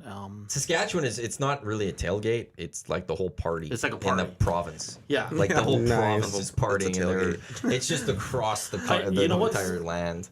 What's cool about going to Regina for games, and me and Evan experienced it last year when we went on game day. We went out for breakfast, and everyone is in Ryder Green. Unbelievable. And then at lunchtime, like, there's guys in their like dress pants, dress shoes with their Ryder just throwing the ball in the park. Like, it's an event all day. Like, I was blown away. Like, it was just awesome to see. I've done with Eric and some others the Saskatoon to Regina game day, and it's just all day. It would have to be. I think being in Saskatchewan for a game would have to be the closest to a college football atmosphere in Canada. Could be, yeah. 100%. I think so. Yeah. I think it would have to be. How long have you been part of the tailgate? So the tailgate, we actually got in this year. Last year, as the Elks heard, we were doing a segment called What's Cooking. So we'd go around and we would check out everybody's tailgate. And then celebrate that, put it on Instagram, do it live everywhere. And people were actually watching and tuning in, and they got excited about that. Luckily for us, they ended up doing that expansion, right? So we were able to move around, and we got to that hub area that we were just talking about with Turf District and, some of the older tailgaters in there. Now, I've been frequenting it since 2017, 2018, around there. Got a little bit lit up on one of our Labor Day rematches, and that's a day I'll never forget, but that started in the tailgate. So to start that off and experience it, I instantly knew that I wanted to be a part of that. So since day one, it's been a really, really good initiative, and it's really, really good that they are expanding it. I'd like to see it expand even more now. Of course. Yeah. Like Lot B, right? Lot B. Like, I think once, one day when you're out of, I'm no longer with the Elks, like, it's something you definitely want to look into, is getting the tailgate spot, because it's awesome. Yeah. It's something I never thought I would see at Commonwealth. Like, I've been going to games for a long time, and I also went for the football, so I didn't need that extra event, but I now also look back and like, how great would it have been to have had that for like the years prior, as you're growing up and watching it. It would have been so much fun. So people nowadays are just so lucky to have that, because it is a full event now. And that's what football is supposed to be. Yep. You look down south, college or NFL, it's an all-day event basically. Yeah. And it's not just go watch the game and then leave. And that's what's happening at Commonwealth Stadium right now, where it's you go. And I think the last game is going to be a lot of fun, because a Saturday at 2. You wake up, have some breakfast, head down to Commonwealth. That nice crisp fall air. You could even do a little brunch at the tailgate. I'm sure there'll be some different Oh, items yeah. kind of going on, right? Some That's a pancakes. good Ooh, idea. little bacon and egg Yeah, sandwiches, yeah, you know. yeah, That's a good idea. Thank you. Thank you. Right, 'Cause I'm there you probably go. going to steal that now. Yeah, Evan. all yours. You can get in touch with us at 780-218-9999. This text does come in. Matt, does Scout have season tickets in Section X? I have season tickets in Section W, and recently learned a very passionate young fan who sticks out from the older guys like me in Section W goes by Scout. That's me. You busted me. Yes, Section X, row 6, seats 1 and 2. Blow my lip off using the horn every time. I think next year we're gonna come up with a different strategy so that I'm not, creating scar tissue every game. Very passionate, yes, but yeah, that's definitely me. And down in Section X, I think what some people may not see, maybe they do, maybe they don't, but that's the opposition family area, right? So you have all the opposition fans, all the opposition family. You're in the thick of it over there. So you got to be louder than them. It's nice because sometimes, Luke Skywalker needed Darth Vader, right? So it's nice having the opposition there and having, direct people to cheer against. Obviously, you never be crass or you don't swear and you got to be respectful and all of that. And I think it's getting to the point where we're going to start bringing earplugs for the people around because of the horn and sometimes how loud I get. But, Very courteous. That being said, we have a lot of great sections in Commonwealth that people celebrate, like Section O as well, right? The O Zone, as it's known. Those guys are really good over there, and yeah, I mean, even this year the Elks are helping us out with giveaways, and over in Section E, that's a pretty powerful one as well. So Yeah. it's really cool seeing the sections now, and even as we're talking on Twitter, people are now speaking up with their section number, section letter, and they're kind of celebrating that as well. So it's nice. It's nice to see things turning around in Edmonton for sure, and fans are now getting more passionate. Like, I don't know if you guys were in the stadium for those last 2 games or even 3 games, but it's been getting loud. It's been getting extremely loud out there. It has, yeah. You can tell people care. And I mean, even just like, and it's not just the hardcore fans, I think is the neat thing, right? You look back to the Campus Clash game and you had all the students there. We had over 3,000 students at the game, and I would say like at least 80% of them stayed right till the end of the game, and they were in it right to the very end, right? We had some videographers and photographers going through there, and they're still cheering, they're still having fun, and it's like it kind of carries through, and everybody's kind of getting involved, and it's not just the typical people that you would expect from the beginning. Do you watch the game on the sideline, or where are you throughout the game? Because It's you're a on the mix. sideline. He's on the Hernan. sideline, yeah. So it's a mix for me. So I'll be in the media center for most of the games, and then I'll kind of pop down to the field towards the end, or depending on where I need to kind of support. But for the most part, I'm kind of the guy in the media center, just like overlooking things, overlooking socials, website, and everything there. Everything important, like pizza and The whatnot. pizza, yeah. The pizza. Question for you then.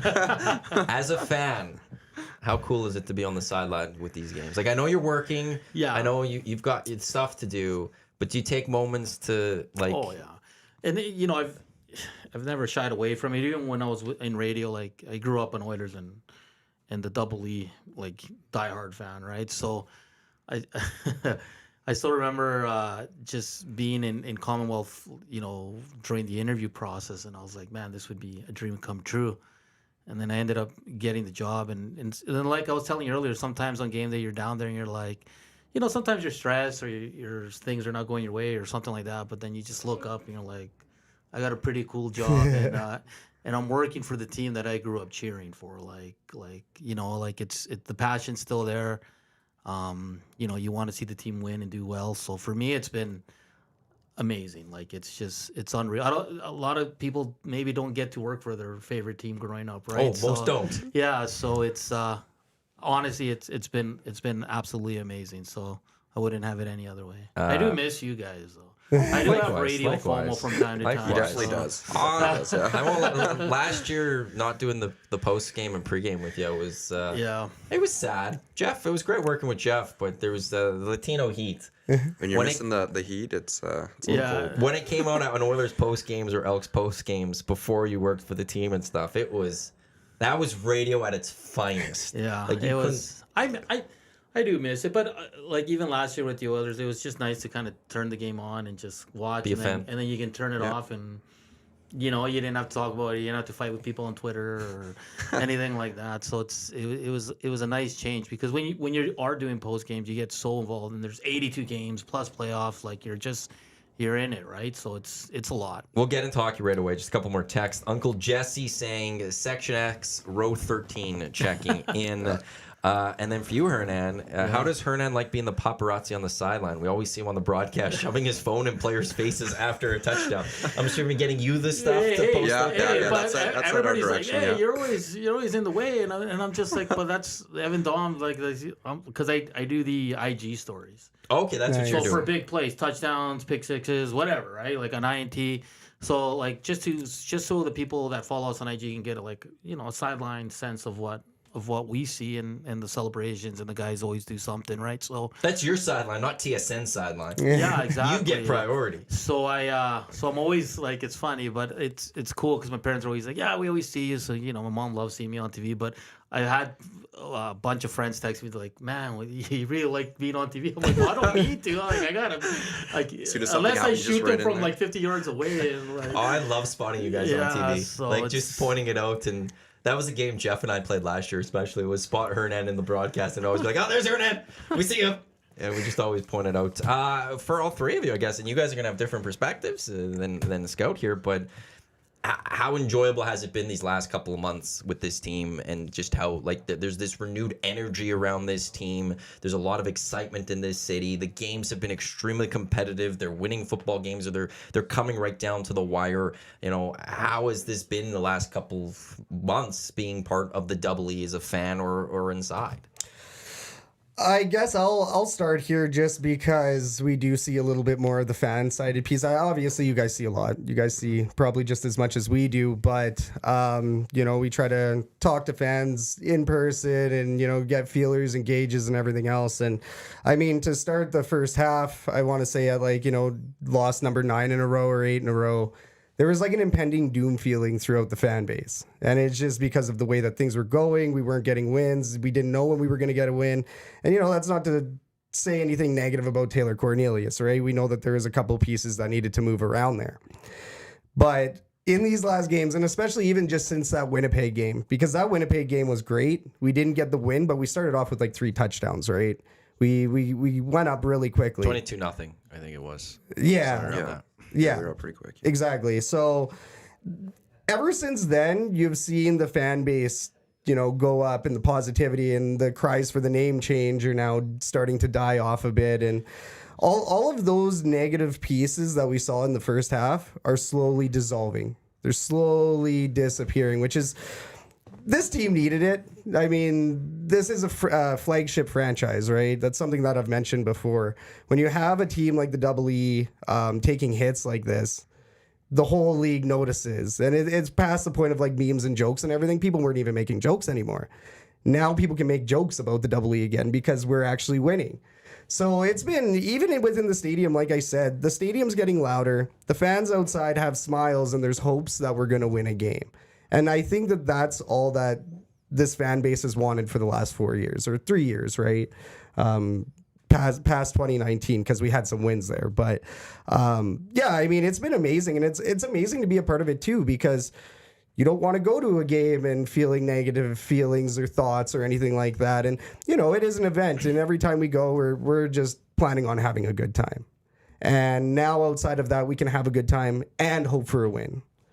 What I'll do is I'll leeway off of that, because I kind of look more at the fans, and I'm kind of a little bit more outward focused, whereas you might be a little bit more internal with the players and stuff, so you can talk about that afterwards. But as what Scout was saying, is it's like the overall, I guess, message and just whole feel of the fan base, specifically say on social media, because that's where you can kind of get a good feel of how people are feeling and all those sorts of things, has completely shifted, right? When you're winning, things are a lot more positive. You obviously get a lot less conversation about the name change or whatever it might be along those lines. And people are just so much more optimistic, right? They're more receptive to messages, to promotions, to whatever it might be. You can tell they want to like this team, and they want to like the players on this team. And it's when those wins come through that you can see people appreciate it. And it goes across the whole board from a business ops perspective, right? I'm sure partnerships would say the same. The merchandise people would say the same. I know from a content creation perspective, so say graphic design, videography, whenever we put out content after a win, those get a lot more appreciation, and people are like, I love this graphic, I love that, or whatever it might be. So from our side, on a marketing perspective, it's night and day, between, being in the middle of kind of a tough time and then, being on the brighter side when things are going a little bit better and you have players to market and you have players that want to be marketed too. I think that's another big thing is, when you're having tough times and you understand as a player, your focus is on the field. You might not want to be in front of the camera. You might not want to be talking about things that make you seem kind of happy because you need to focus on your game. But when things are kind of coming together, you see a lot more guys smiling and willing to do that stuff. And I think it just makes it more enjoyable for everybody. Yeah, fun couple months for you. Yeah, for me, it's, and like Evan said, I'm more with the players and the coaches and the trainers, the equipment staff, our football operations guys who are great. Those 4 wins in 5, it was great because you see how much hard work goes into it, Maddie. From everyone I just listed off, right? It's a lot, and you don't, tough times you don't get to see the room after a loss, and people don't get to see how much these guys really care and how much the coaches care. So I tell you, those 4 wins in 5 games was awesome. It was just the first home win was great for everybody. It was insane. The Dean Faithful walk off and the what way a beauty Dean Faithful is. Like him yesterday was just incredible with Eric and Dusty. So it's been great. And like Evan said, it's shifting. We're really looking forward to these last 3 games in the off season and heading into a new season as well. But I just want to finish with this. Like Scout said, for the fans, it's just nice to see smiles again. For me, and I think for the organization as a whole, it's great to see the players have success, the coaches have success, and all that hard work is paying off, right? So for me, it was just like, yes, like finally we can celebrate, wins consecutively and all that. So well, it's funny about that, and there's something else I want to get to, but it's like the team's in a place right now where with the players, like we had Trey Ford, Gavin Cobb on the show a couple days ago, we had Dean Faithful on yesterday, but the following a loss.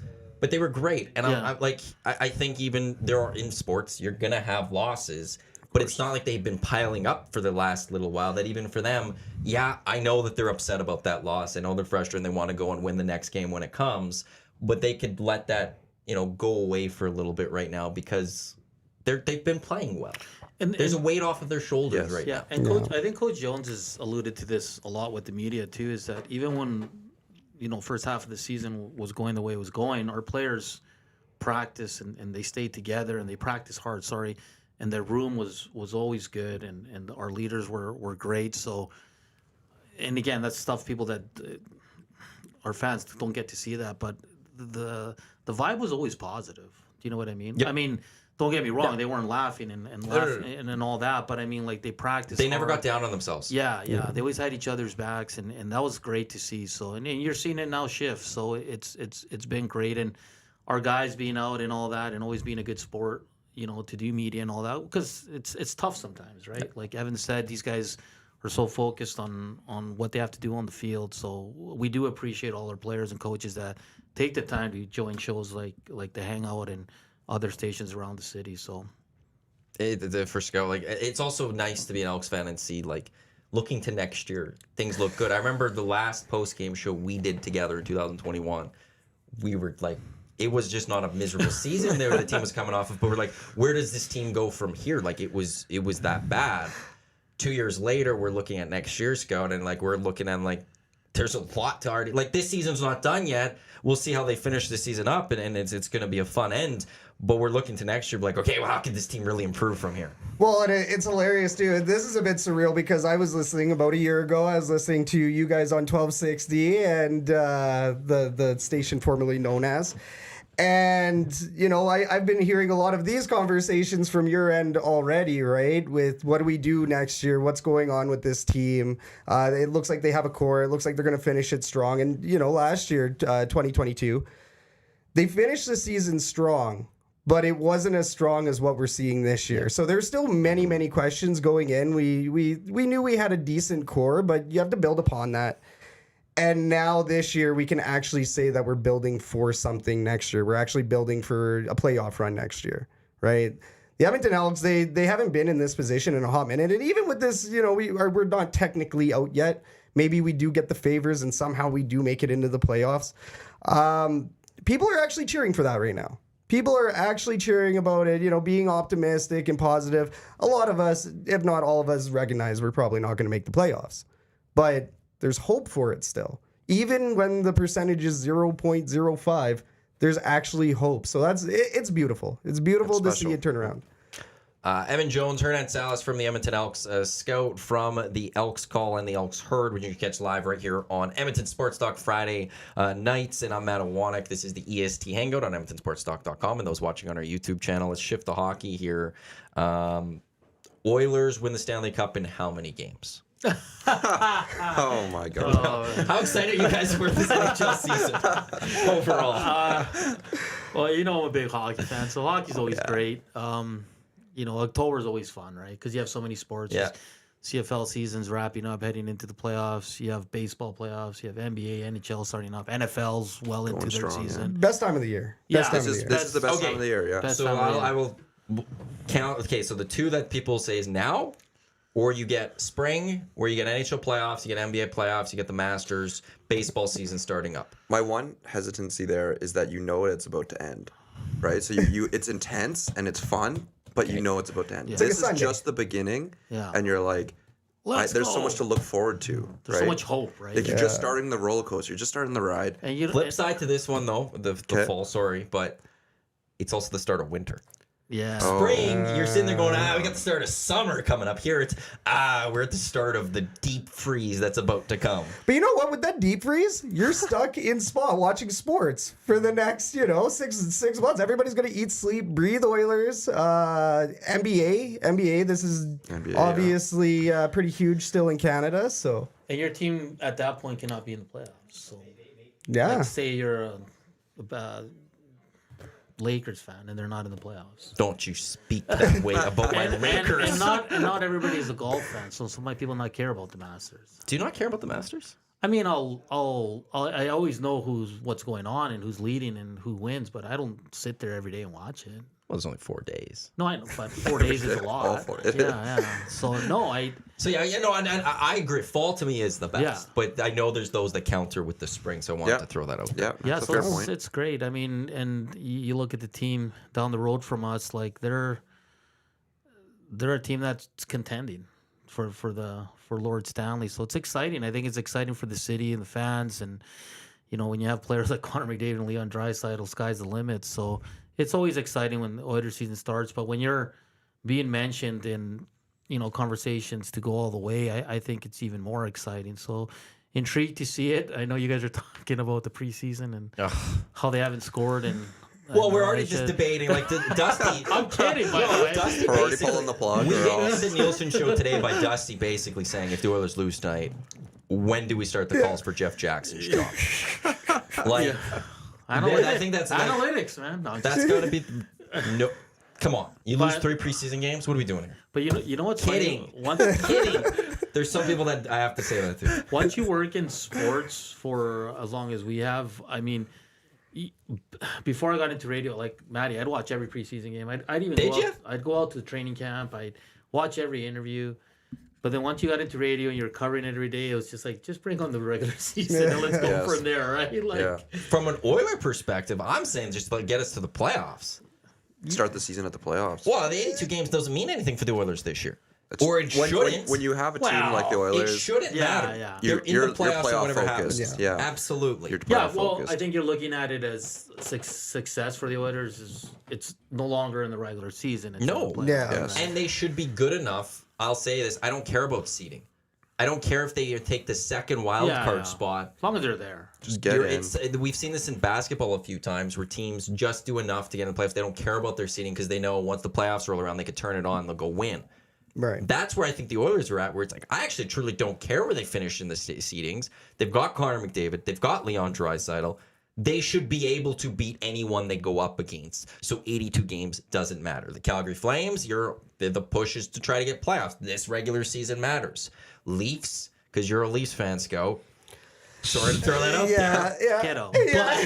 That's the same spot as the Oilers, though, where it's Yes. who cares what the Leafs do in the regular season? It doesn't matter. It's about all playoffs, about what are you going to do in the playoffs? Because Stanley Cup kind of window for the Leafs, Stanley Cup for the Oilers.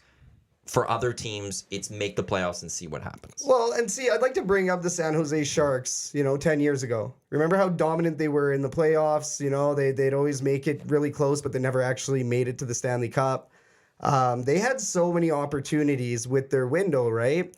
This city, and Toronto as well, everybody's expecting playoffs, and now everybody's kind of expecting Stanley Cup, right? Like you said, nobody cares about regular season in this city for this team. Sure, we want to get the wins, but make it to the playoffs. As we know in NHL, once you make it to the playoffs, anything can happen. Look at Boston last year, big favorites, ousted in the first round. Look at Leafs last year. They actually made it into a second round. Oh my God. So, anything can happen in the playoffs. Anything can happen. Anything. The Leafs got to a second round. There's the proof. Yeah, literally. Didn't the Sharks make one final? They got to one. They got to one late. final. It was late. It was Pens won 16, I think. And they got maybe their 17. butts kicked, right? Yeah. It might have been a 4-game sweep. Yeah, or it was a right. 4-1 series. Was or it something. to the Pens?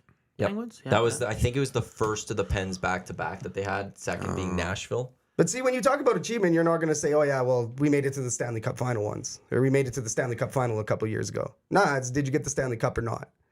So I think even with that San Jose, that whole organization there, they did have to blow it up because you hit the roadblock so many times that now you have to do something completely different. You know what's? He just said that you make the Stanley Cup final and who cares? And it's kind of interesting because I remember I was doing the Locked On Oilers podcast and I interviewed George Larocque. And he went to 2 finals and didn't win. Did he go with the Pens? I think who's he did. that with? Pens against the Detroit? Yeah. Was he? Oh, okay. It's just And was then it just the Pens that he was? And doing with it the Oilers. Well, the Yeah. Oilers in 06. Oh, sorry, Yeah. the Oilers. Yeah. So yeah, then I forgot. asked him, I go, I know, ultimately you didn't win the big prize. I'm like, but was it? Do you still look back and say I played in a Stanley Cup final? And he was like, no. He said we didn't win. So it's kind of interesting though because getting there and not winning, I get it. It's devastating a lot, but as you get older, when you look back, can't you just say, hey, I played in a Stanley Cup final. They didn't go our way. We lost in 7, for example. Okay, I'll throw it back at you. If this team the Edmonton Elks makes the Grey Cup next year and loses, are you going to look fondly back on a Grey Cup that is a loss? Not fondly, but I think you still take in the experience, Yeah. right? But is it different as someone that's working with the team versus, say, a fan, right? Like, if Yeah, that's what I mean. I mean, because you see all the work that goes behind the scenes, what it takes to nothing get will to take the But it's finals, all like- about winning. That's where I think player is a competitive competitor. It's only about the win. And if you don't win, it doesn't matter that you got there. You didn't win. And that's where I can see that they don't view LaRocque would sit there and be like, yeah, I don't take great accomplishment in that. Because they're the most competitive people on the planet are professional athletes. of course, yes. Yeah. Yeah, it's the competitor, right? I mean, you've now worked even harder to make it to that goal, and you fell just short. Because especially in the NHL, it's so hard to make it all the way. Yeah. Well, and that's why to just bring us to the Oilers in a sense. I'll never put the expectation of winning the Stanley Cup on a season because that's hard to do. That's really different. Yeah. To me, I'll still say it's still hard to do this, but it's get to a cup final. Then let's see what happens because anything can happen in a cup final where I don't need to go back to 06, but situations could occur where it changes the outcome of that series. You need to get there and see what you can do. So for the Oilers, okay, get to a Stanley Cup final. But if they get to a cup final and lose, to me, I don't think you could ever, as a fan at least, any team outright say that was a failure of a season.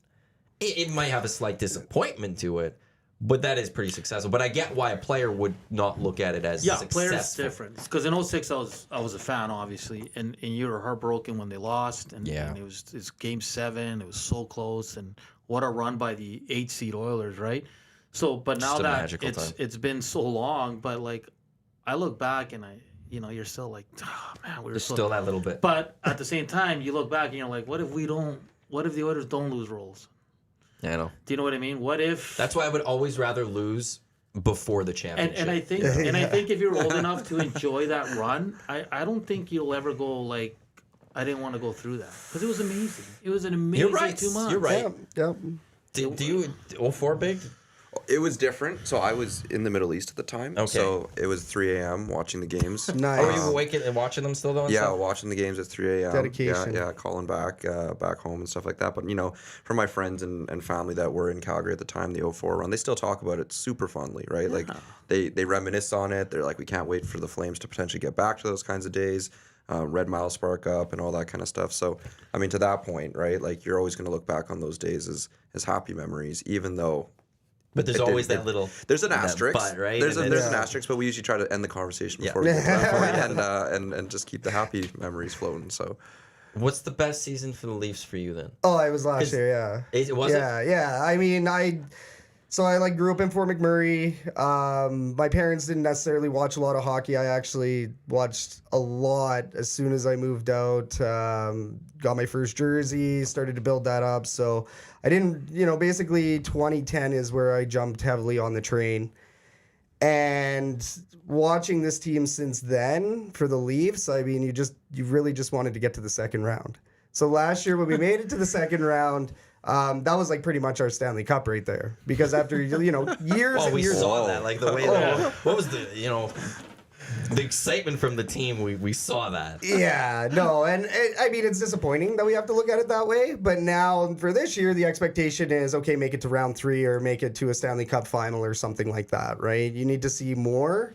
But yeah, I mean, as far as my history watching them last year, and then I've watched the Oilers for a hot minute. Catherine, over my other half at the Elks herd, she's a big Oilers fan. So she actually just jumped in like last year or the year before on sports in general. She was not a sports fan, and now she's watching like she's all every. in. Yeah, she's all in Good now. for her, Yeah, hardcore on the Elks, hardcore on the Oil. She's getting the good times here. Yeah. Yeah. I get it. Yeah, time exactly. to be an Oilers Jumping fan. right in at a good time. Yeah. But no, even then, right? She's never really. She now experienced the playoffs, now experiencing the city, and for her, she was like, "Wow, I didn't even realize that, like all of this happens. I didn't even realize now that I noticed the logo, now that I notice the Oilers, now that I notice." Sports in general here in Edmonton, I never realized how big this city celebrates it, right? So yeah, so for her, like she's loving it. She's like you said, she's in the good years here. But I mean, for the city, it's one of those things that once the playoffs hit, it's a thing of beauty. Everybody has their signs up, everything, right? It's a huge city-wide celebration. Even Northern Alberta, Fort McMurray celebrates, Athabasca, Westlock, Barhead, all those places. Red Deer up. Yeah. Is kind of. Yeah. Honestly, Oil even country. even in Calgary a little bit, right? Like Oilers fans are everywhere. Yeah. Right? Like their population is huge.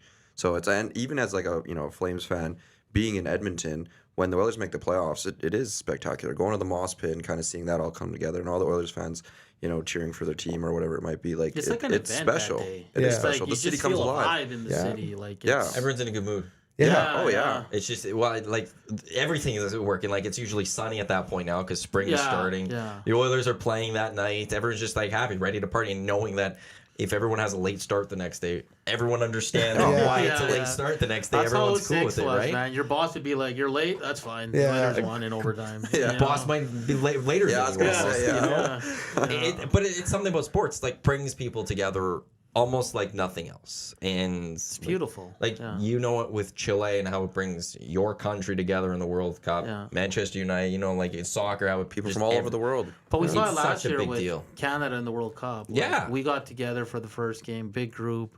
We got together for the You second came for the game. second. And when Yeah. Alfonso Davies scored like a minute in, like we were hugging and like It was joyous. it was just it's beautiful to celebrate that. And we haven't been able to with the men's Canadian national soccer team. So it was so nice. And I know they didn't win a game and all that, but that goal though. but That just hearing, goal. yeah, Well, but it was just That's like but just hearing the I'll never forget the national anthem in the first game. me, Yeah. you, Lucas, And Eric. We were at the cabin The cabin, yeah. on Jasper. We hugged. We celebrated. It was. I'll never forget that. It was beautiful. Yeah.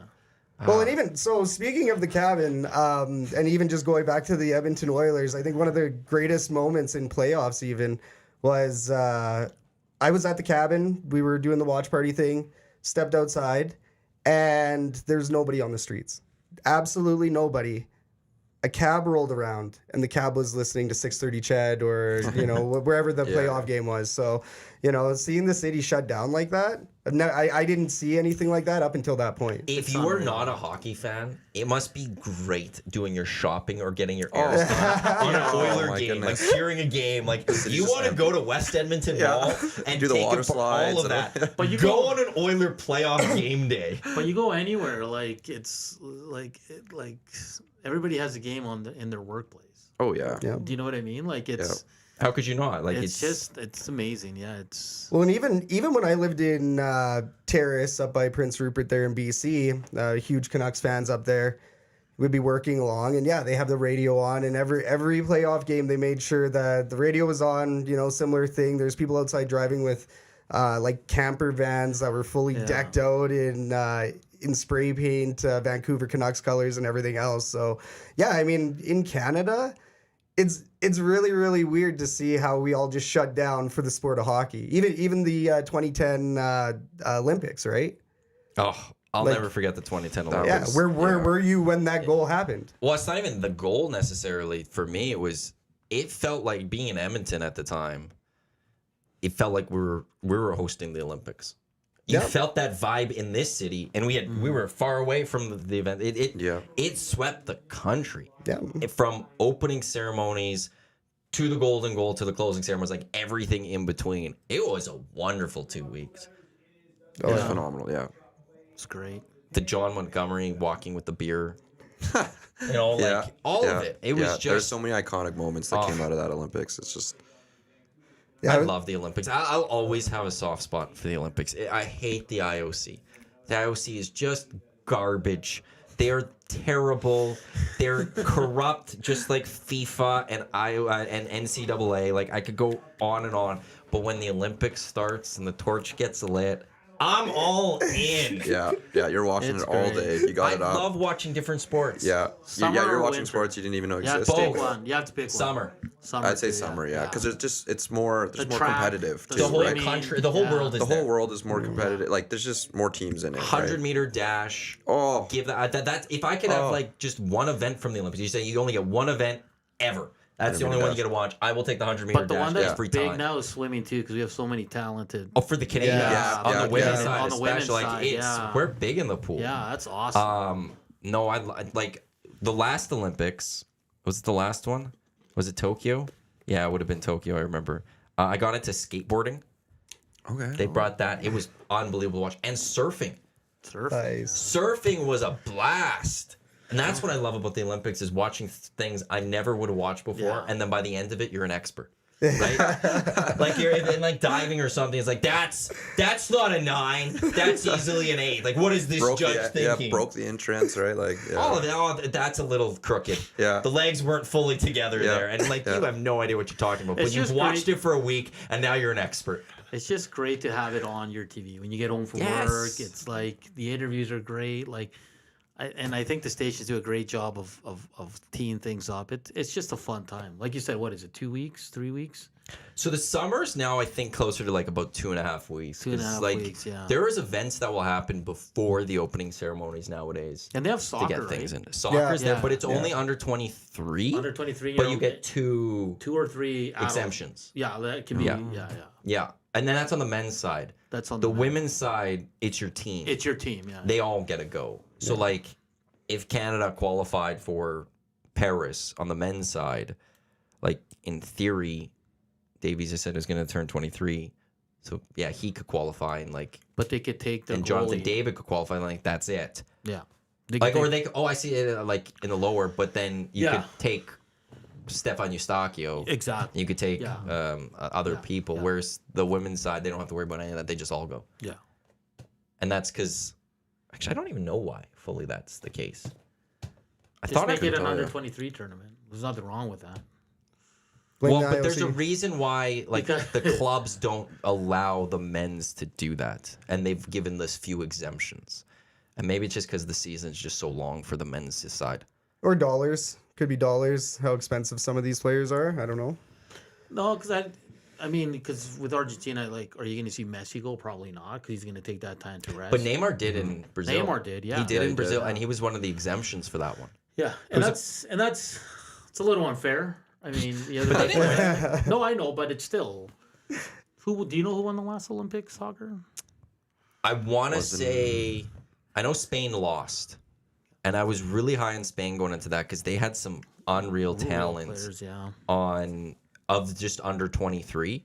So what about the 2020 Olympics, which ended up being in 2021, I Yeah. believe. Yeah. Spain's turned it around quite a bit over the past few years. And the women's won the World Cup, right? Yeah. Yeah. Yeah. Yeah, and then it's just been a mess with them ever since because of all the controversy that has surrounded Their head.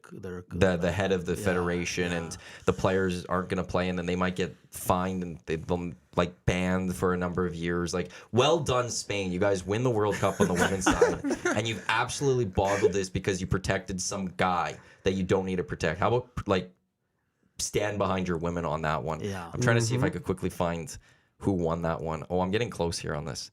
Where's football? There's football. Oh, I clicked field hockey. Football. Brazil were the defending. Well, this is Wikipedia is a lot harder than I expected it to be. Brazil Won. Nice. Brazil won the final against Spain. So they had, in they that- had Neymar then. Yeah, because Neymar No, finally got Neymar. his. That was 16. Oh, okay. That was when Oh. Brazil was hosting in Rio, or not 2014. He And they- was and at they that won. one. Is that my math right? No, 2016 was the Rio Summer. 14 was the World Cup. The World Cup, yeah. 16 was the Olympics, And and that's. Brazil lost, I believe, in the Olympics. I think it was a big deal that Neymar didn't win. I thought it was the other way around. Like they lost in the World Cup because they got absolutely clobbered, and then in the Olympics is where he ended up coming back and winning with Brazil. 2016. No, you're right. Brazil won Yeah. in 2016, Yeah, beating Germany. and that was like kind of his way to like. Is that I His think get that's back to the country? Yeah, because When the they World lost Cup in 7-0 2014 to went so Germany. poorly, right? Oh, Yeah. I was at the German Cultural Center for that. The German Cultural Center. Yeah, because Okay. Eric's German, and so me, him, and Ryan Meyer from Whale on the Wolf, we ended up going. I think you came late to that. No, it was the No, I went when they this- lost to France. yeah, in the Euros the next year. No, yeah. so like I'm there just as a neutral because I just want a good time. Of course. And first one goes in, you're like, okay, that's, and the second one, and then that third, and people are just losing it, losing their mind, Like winning 7-0 in soccer against anyone is amazing, but doing it against the host and one of the their best teams in the country. world. Yeah, Semis, all it was eyes are on them. over Yeah. in 20 minutes. It was Like- bad or good, I guess, depending on which side you're on. But As a casual, it was just surreal. yeah, I don't think we've seen a lot like that in sports. no. Not very often, no. That's that's unreal. I don't even know how to like. That would have to be like Canada taking on the But no. U.S. at a semifinal of Olympic hockey, and the Americans beating Canada 7-0 But like, with like 4 goals in the first period. Yeah. Because the comparable, like Germany and Brazil, are pretty even when it comes Well, to that's the thing. Like, it's not Yeah. like it was a surprise Yeah, in yeah. terms of who won. It was how they won. Yeah. yeah.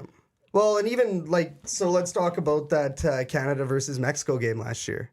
Like here at Commonwealth, right? The Ice Teca game. We were technically underdogs in that one, Team Canada.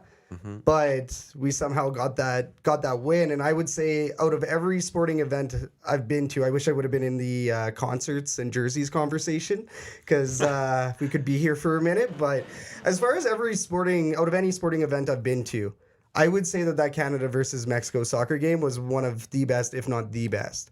And it didn't just have to do with the event itself. It was the fact that it started snowing the day before. It was cold that day. It was beautiful. yeah, the Mexican reporters, right? And Catherine, she's Mexican, so she's from Mexico City, so she was cheering Mexico, my other half, and I'm cheering Canada. And even as you roll up, after reading nothing but Twitter posts and seeing how much snow and checking the weather forecast every minute or two, finally made it down, and there's Mexicans driving with the flags and going right down the street on 111th there. And it was such a huge celebration and truly like one of the biggest international events I've seen here. And I mean, the fact that we had implications and it was a massive game and all of it, the snow, the celebrations, it was truly a magical event. Did you get to that? No, I wasn't able to at the time. I was working. Those poor players, Yeah. man. Because like Scott was saying, I saw some Mexican broadcasts, the guys that were here, Yeah. and they were just like reporting back to the news station. They're like, we've never because they've never felt this kind of cold. Well, And it's that one of the day- coldest games in quote unquote football history type thing. There's And not a then- lot of games that were played in colder weather that was like sanctioned. I didn't Yeah. go to that game, but I went to the Yeah, Costa you were Rica supposed one. to come to that game. Yeah. You didn't want to. You had to work the Oilers post game show. Yeah, Oh. and then He didn't want to leave Tommy for 2 games by himself. and it was really cold. So, and then It was really I remember the Canadian national team came out for warm-ups in Mexico. It came out like maybe 15, 20 minutes later because you got to understand these guys have never, ever felt anything like that. Yeah. No, they've never been CONCACAF'd like that. How many times No. has Mexico CONCACAF'd But everybody that's, else? but that's good because like when Canada goes to Central America, We they're- get CONCACAF all and the they're playing in this extreme heat that they're not used And to. the humidity It's an and- advantage, and yeah. that's what World Cup qualifying is. Your home field, wherever you play, is an advantage. So I didn't feel bad for them, but I was just like, I don't want to be them. yeah. Was that game 2-1? Yeah, it was 2-0 Yeah. for Canada. They let one and then in. they and Borean had that incredible save at the goal line on the that line, saved the yeah. win and the 3 points. Like it Building was, blew up on that. The it building was- blew up. Well, and we were at the other end, and like we're like, is that in or not? And then like they're saving And you close looking to at a us, sellout, and for how Okay, cold so it was. before so they had officially over 40,000 showed up. They had announced the day before that they had sold over 50,000 Yeah. tickets. I was worried that like only 20,000 were going to show up, and but the the fact that there's weather over 40. impacted it. Well, that's the thing, Yeah. and the fact like when that snow was falling, like, oh, that's going to be like 20,000. Edmonton's going to look terrible, and it was still over 40,000, and it because just we made went it to look Costa better. Rica and Yeah. we kind of overdressed and we were like sweating in the stands after. But it was like -2 that day. Yeah, it wasn't even that Worked out. cold, right? We had a But it good was- night. That was a good time. We're almost done here on the EST Hangout. Elks Call this week. Do you have any idea what's on the show? Announce the winner of Chili Cook-Off? So Elks Call this week. We're gonna announce the winner of the Chili Cook-Off. Let you guys know what the prizes are. And then we're actually gonna be talking USFL XFL merger with our Alabama analyst for Shotgun Sports. So he deals with USFL. He actually covered the Birmingham Stallions season last year, championship season. You'll hear our affiliates and all of that later on about it. But yeah, we're going to be also discussing that Toronto Winnipeg scenario where, you know, they're switching to their backup quarterback. So we're going to talk a bit about that because we want to dig in. We hear a lot of fans that are upset about the fact that Chad Kelly's not playing. So yeah, we're gonna dig into that a bit. Queue up the next Edmonton Elks game against Toronto, which we will be there. Catherine and I are actually flying out next Friday for that one. So maybe give their tailgate a little what's cooking, and yeah, so it'll be a really fun episode. And when's that drop on YouTube? YouTube tonight, 8 p.m. Mountain, and then Edmonton Sports Talk, 8 p.m. on Mountain. Friday. And you guys, you're off today, back at the office tomorrow, and just all prepped for next week. Yeah, keep cooking. Got to go back to the office and keep kind of pushing away, get ready for next week. It's a short week with flying out on Thursday for the game, so got to make sure we get all our stones together for that. So. Players back on Friday. No, sounds Saturday now. Saturday. So players Very back nice. Saturday, and then we'll have day one on Monday. So, and like EJ said, we fly out Thursday, get to Toronto in the afternoon, and get ready for. It's my first time there. First time going to check out BMO Field, so it's going to be exciting. So yeah, looking forward to it. It's because you said last year we didn't go to Toronto. No. We got to go to Montreal, but this year they flipped it. Yeah, they so- switched because it used to be the two, one in each city, but they've gone away from that to keep the divisionals going. So yeah, just enjoy the day. Watch the Oilers later on tonight, and keep trucking along. I just want to say hi to Cheese. Hi, Cheese.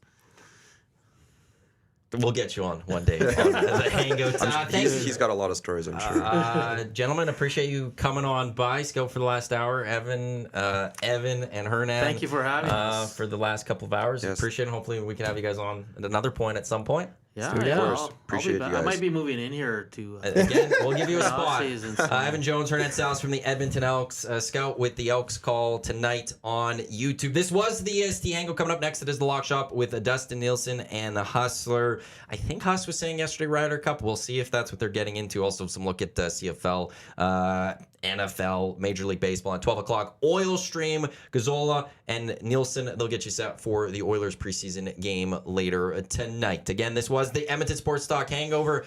Hangover. I like it. Let's do that. Let's do that. That'll be That will have different. to That's come where another the day. Hernan comes. Thanks for tuning in. We'll chat with you tomorrow.